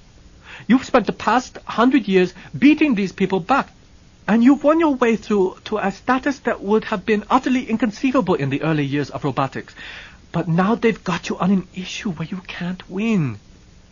You've put yourself inside a body that, for all intents and purposes, is close enough to being human as makes no real difference. You eat, you breathe, you sweat, you go to fine restaurants and order splendid meals and drink the best wines. I've noticed, though I can't imagine what value that can have for you other than for appearance's sake. That is value enough for me, said Andrew. All right. Plenty of humans probably can't appreciate the expensive wines they drink either, but they drink them all the same. And for the same reason you do. Your organs are all artificial, but by now so are many of theirs. Quite possibly there are people out there living in bodies that are virtually identical to yours. Wholesale artificial replacements for the ones they were born with.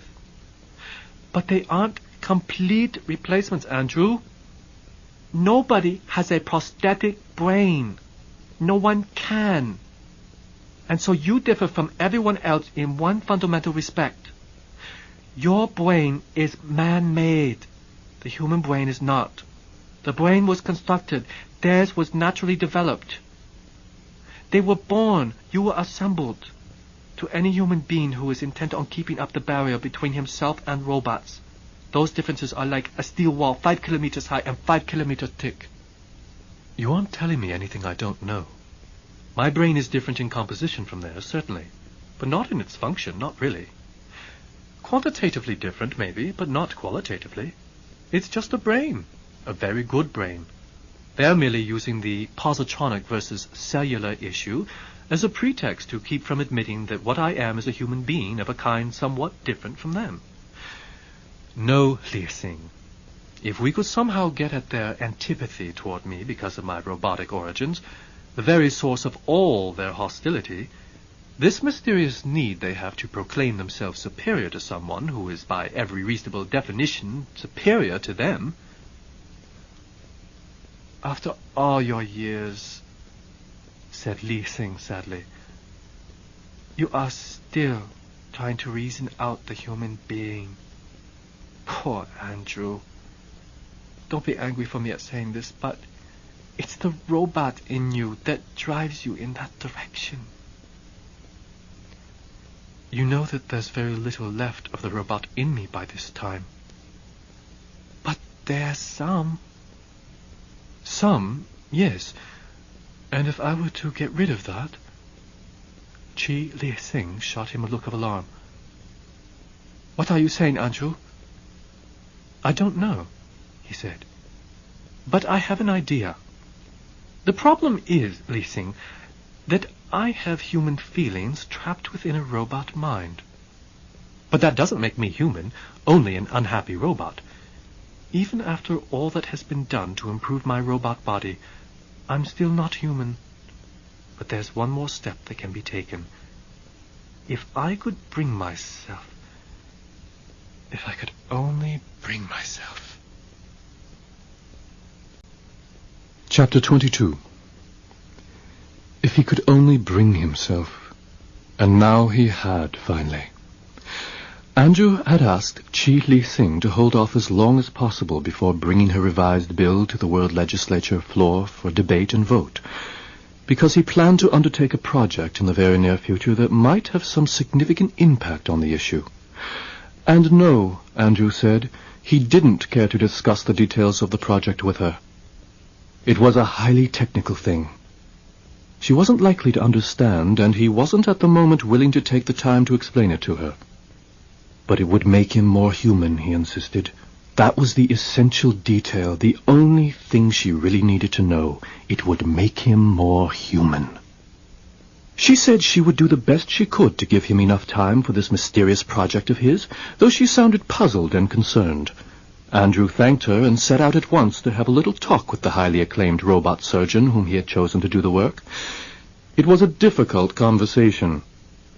Andrew found himself putting off the moment of decision for a long while with a sad line of questioning that reflected the turmoil within himself, while the surgeon grew more and more confused by the unusual and probably impossible nature of what Andrew seemed to be asking him to do. The first law of robotics was the obstacle, the immutable law that prevented a robot from harming a human being in any way. And so at last Andrew could delay things no longer, and brought himself to admit the one necessary fact that made it possible for the robot surgeon to perform the operation, the one thing that the surgeon had not suspected. Andrew's own proper status as something other than a human being. The surgeon said, I don't believe I understood you correctly, sir. You claim that you are a robot yourself? That is precisely what I am. The surgeon's facial expression, calm and impassive as ever, could not and did not change, but the set stare of his glowing photoelectric eyes somehow managed to reveal great internal distress, and Andrew could tell that the surgeon's positronic brain was being swept by troublesome conflicting potentials. He said, after a little while, I would not presume to contradict you, sir, but I must tell you that I see nothing at all robotic about your external appearance. You are correct. My external appearance has been altered extensively to make me appear human, but that does not mean I am human. Indeed, I have put myself to a great deal of extraordinary legal expense over the past few years for the sake of clarifying my status, and it appears, after all of that I remain a robot despite everything. I would never have thought it, sir. No, you never would. Andrew had not selected this surgeon for his dazzling personality, his quick wit, his readiness to cope with difficult social situations. None of that was important. What mattered was his skill as a surgeon, and by all accounts he had plenty of that. And also that he was a robot. A robot surgeon was the only possible choice for what Andrew had in mind, for no human surgeon could be trusted in this connection, neither in ability nor in intention. The robot could do the job. The robot would do the job, too. Andrew intended to see to that. As I have told you, sir, stop calling me sir! The robot halted, plainly perplexed. Then he began again. As I have told you, Mr. Martin, to perform an operation such as you request on a human being would be a blatant violation of the first law, and I could in no way carry it out. But if you are, as you claim, a robot, then there is still a problem. Performing the operation would constitute inflicting damage on property, you see, and I would be unable to do it except at the direct instructions of your owner. I am my owner, Andrew said. I'm a free robot, and I have the papers to prove it. A free robot? Listen to me, Andrew said. He was seething with inner anguish now, and his own positronic mind was being swept by troublesome potentials indeed. Enough of this chatter. I won't pretend to be human, and you'd discover soon enough when you operated that I'm not anyway, so we can leave first law considerations entirely out of this. But second law will apply. I am a free robot, and you will do as I say. You will not oppose my wishes. Is that clear? And he declared with all the firmness that he had learned how to use, even with human beings over these past decades, I order you to carry out this operation on me. The robot surgeon's red eyes turned brighter than ever with inner confusion and conflict, and for a long moment he was unable to reply. Andrew knew what the surgeon must be going through. Before him was a man who insisted that he was not a man, or else a robot who claimed to have as much authority over him as a human being, and either way the surgeon's pathways must be abuzz with incomprehension. If this were indeed a man, then first law would override second, and the surgeon could not accept the commission. But if this were a robot, did second law govern the situation or not? What was there in second law that gave one robot the right to order another one around, even a free robot? This was a robot, though, who denied being a man but looked entirely like one. That was an almost incomprehensible situation. The ambiguity of it was probably overwhelming the surgeon's positronic pathways. All his visual responses were crying out that his visitor was human. His mind was trying to process the datum that his visitor was not. The visual evidence would tend to activate the first and second laws. The other evidence would not. Faced with chaotic contradictions of that sort, it was conceivable that the surgeon's mind would short out altogether. Or perhaps, Andrew hoped, the safest way out of the crisis for the surgeon would be to take a second law position, that this visitor, while by his own admission not human enough to invoke first law prohibitions, had sufficiently human characteristics to be able to demand obedience from the surgeon. Which was the path that the surgeon ultimately took after a lengthy period of hesitation. Very well, the surgeon said, and there was an unmistakable undertone of relief in his voice. I will do what you have asked me to do. Fine. The fee will not be small. I'd be worried if it was, said Andrew. Chapter 23. The operating room was nothing nearly as grand as the one in which U.S. robots and mechanical men had performed its various upgrades on Andrew in recent years. But Andrew could tell that the facility was superbly equipped and completely equal to the task. He looked with admiration and approval at the laser bank, the board of measuring dials and control panel, the spidery maze of auxiliary needles and tubes and pipes, and the main surgical stage itself, dais and bed and lights and instruments, white linens and dazzling chrome steel fixtures, everything in readiness for the unusual patient. And the surgeon himself was magnificently calm.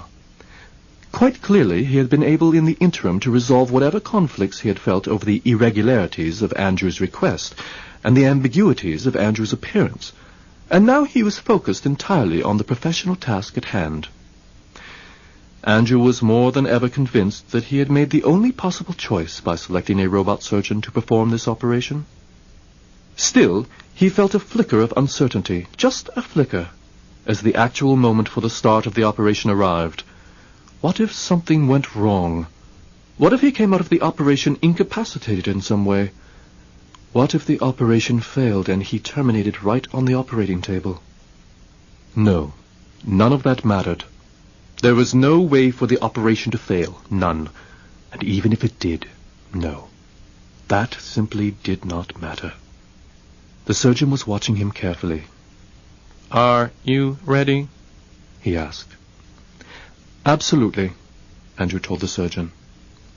Let's get down to it. Very well, said the surgeon phlegmatically, and with a quick, sweeping gesture took his laser scalpel into his splendidly designed right hand.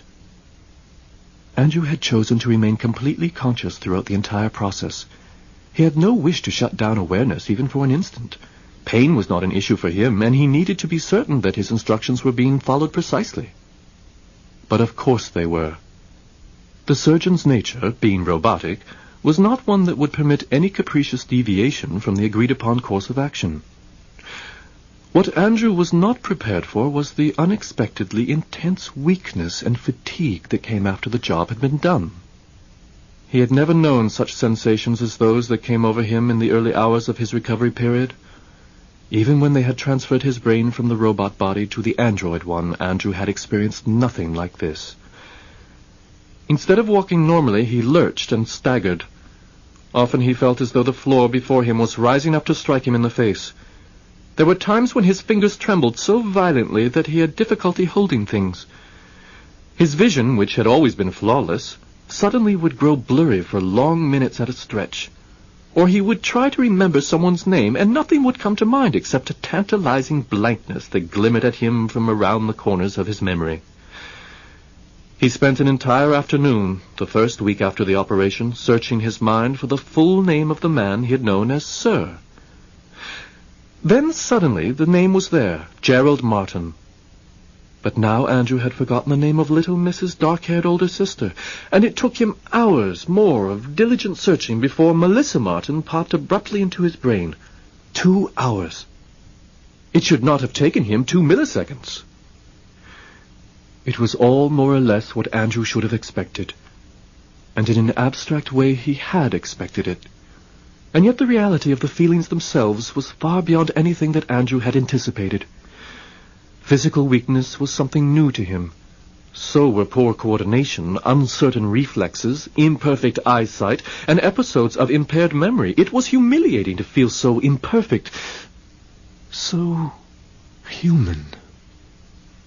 No, he thought. There is nothing humiliating about it. You have everything backward. It is human to feel imperfect. That was what you wanted, above all else, to be human. And now that is what you are.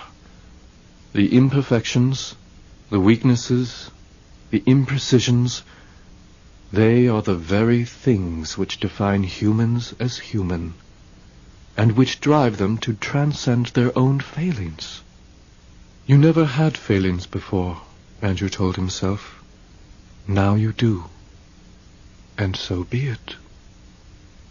So be it. You have achieved the thing you set out to accomplish, and you must feel no regrets. Gradually, as one day slid into the next, things began to improve. Gradually, very gradually. The memory functions returned first. Andrew was gratified to discover that he had full access again, instant and complete, to the whole of his past. He sat in the grand, high-winged chair by the fireplace in the great living room of what once had been Gerald Martin's house, and let images of years gone by play through his mind. The factory where he had been constructed, and his arrival at the Martin house, and little Miss and Miss as children, walking with him on the beach, Sir and Ma'am at their dining table, his wooden sculptures and the furniture he had made, the U.S. robots executives who came west to inspect him, his first visit from Little Sir, the time he had decided at last to begin wearing clothing, Little Sir's marriage, and the birth of Paul Charney, even less pleasant things like the episode of the 2 louts who had tried to dissemble him while he was on the way to the public library. And much, much more, nearly 200 years of memory. It was all there. His mind had not been permanently impaired, and he was tremendously relieved. The floor stopped trying to jump up and hit him. His vision stopped playing tricks on him. His hands finally stopped their infuriating shaking. When he walked, he was no longer in danger of stumbling and falling. He was himself again, in most of the essential ways. But a certain sense of weakness still remained with him, or so he thought. A pervasive chronic weariness, a feeling that he needed to sit down and rest a while before going on to whatever might be his next task. Perhaps it was only his imagination. The surgeon said that he was recovering quite well. There was a syndrome called hypochondria, Andrew knew, in which you felt that you were suffering from conditions that in fact you did not have.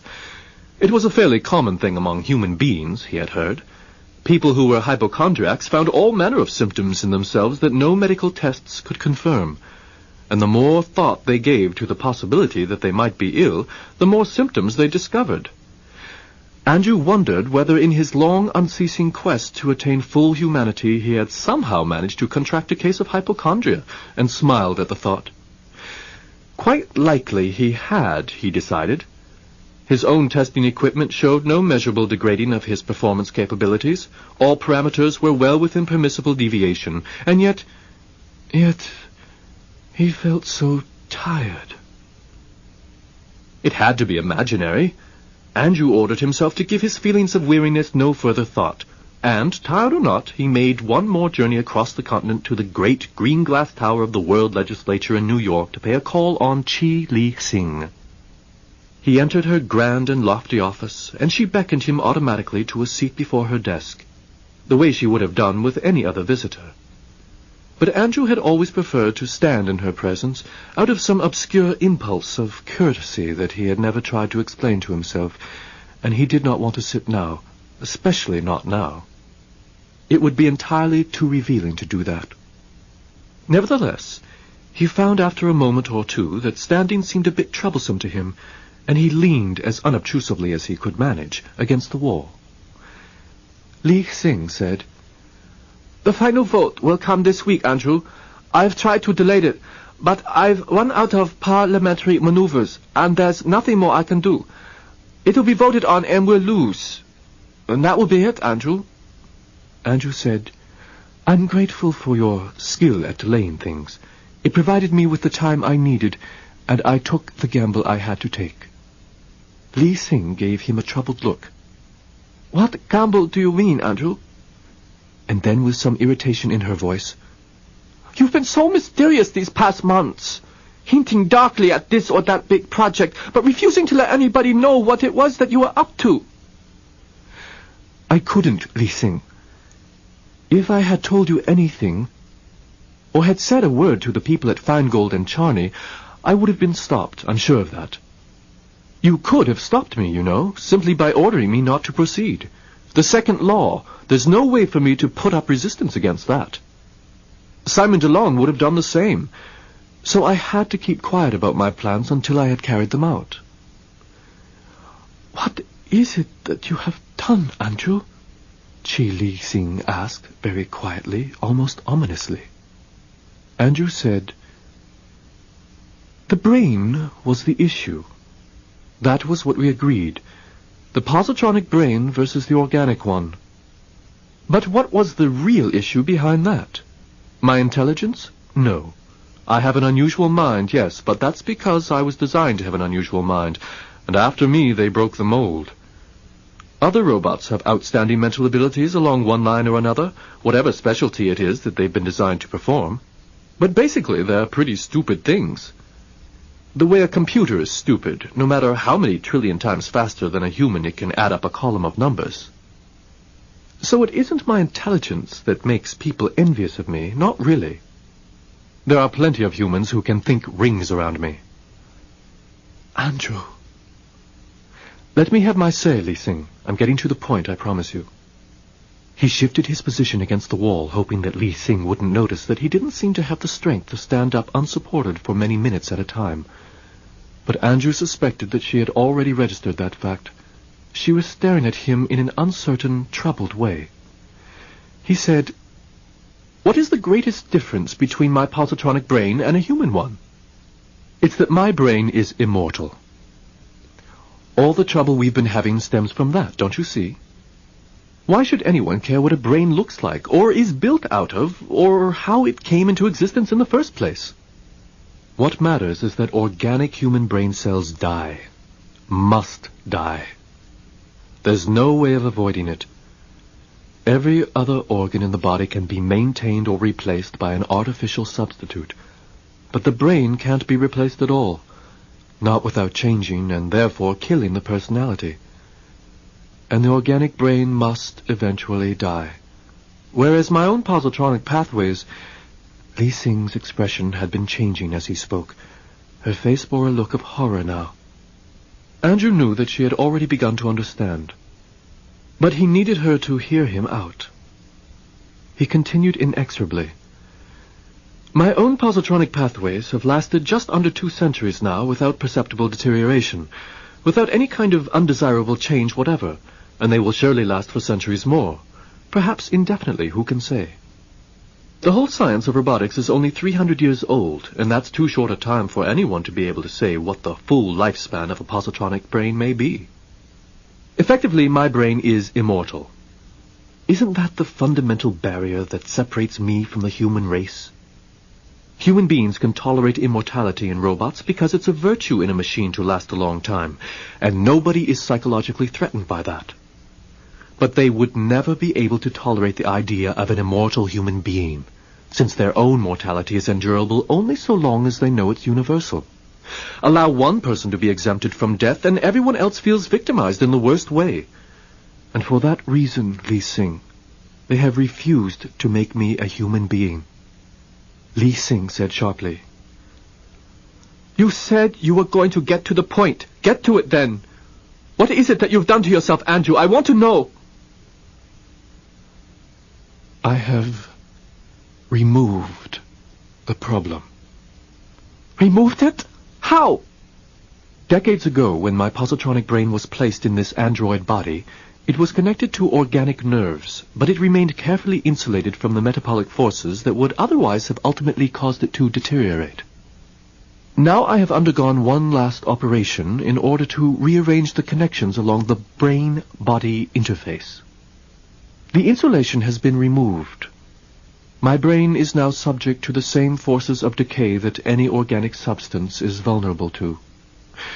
Things are set up now in such a way that slowly, quite slowly, the potential is being drained from my pathways." Chi's finely wrinkled face showed no expression for a moment. Then her lips tightened and she balled her hands into fists. "Do you mean that you've arranged to die, Andrew? No. No, you can't possibly have done that. It would be a violation of the Third Law." "Not so," Andrew said. "There is more than one sort of death, Li Xing, and the Third Law does not differentiate between them. But I do. What I have done is to choose between the death of my body and the death of my aspirations and desires. To have let my body live at the cost of the greater death, that is the true violation of the Third Law, not this.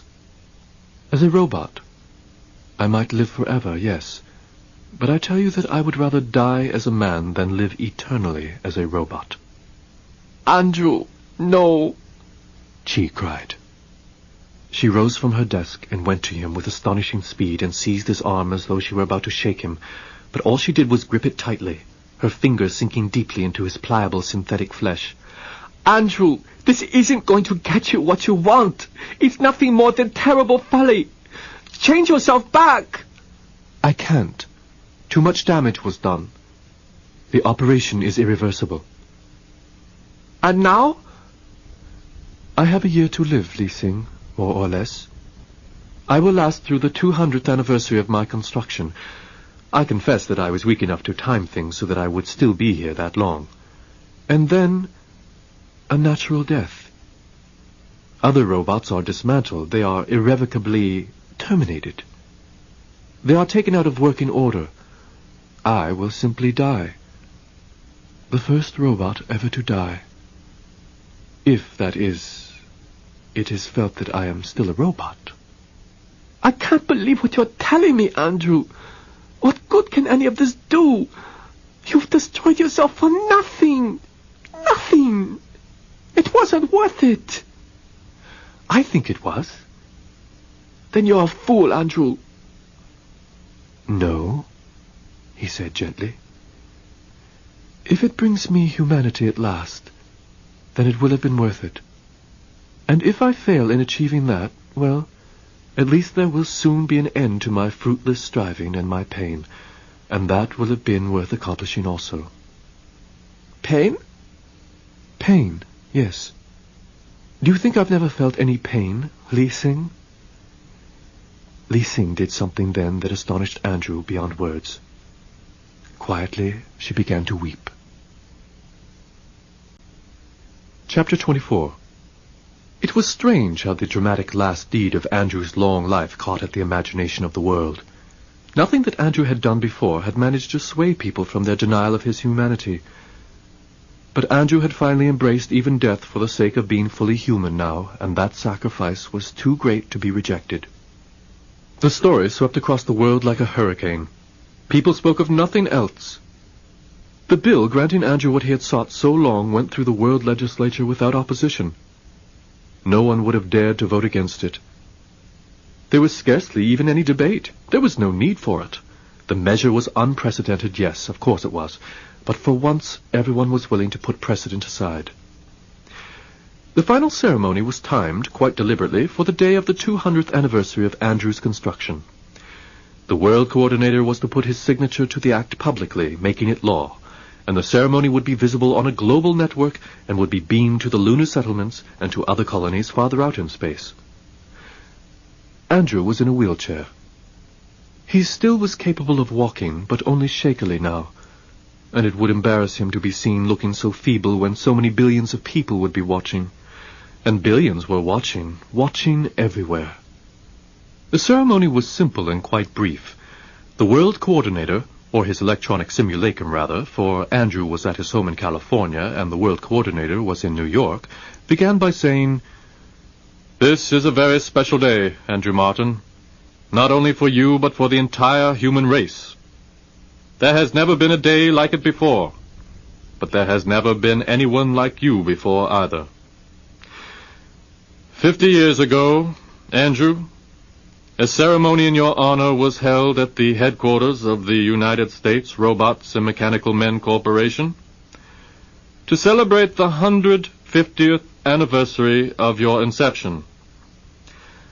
I understand that at that ceremony one of the speakers proclaimed you to be a sesquicentennial robot. The statement was correct as far as it went. But it did not go quite far enough, we realize now. And so the world has taken steps to make amends, and those amends will be made today." The World Coordinator glanced toward Andrew and smiled. There was a document before him on a little podium. The World Coordinator leaned over it and, with a grand flourish, signed his name. Then, looking up after a moment and speaking in his most formal, solemn tone, the Coordinator said, "There you are. The decree is official and irrevocable. Your sesquicentennial anniversary is 50 years behind you today. And so is the status of robot with which you came into the world, and for which you were cited on that day. We take that status from you now. You are a robot no longer. The document that I have just signed changes all that. Today, Mr. Martin, we declare you a bicentennial man."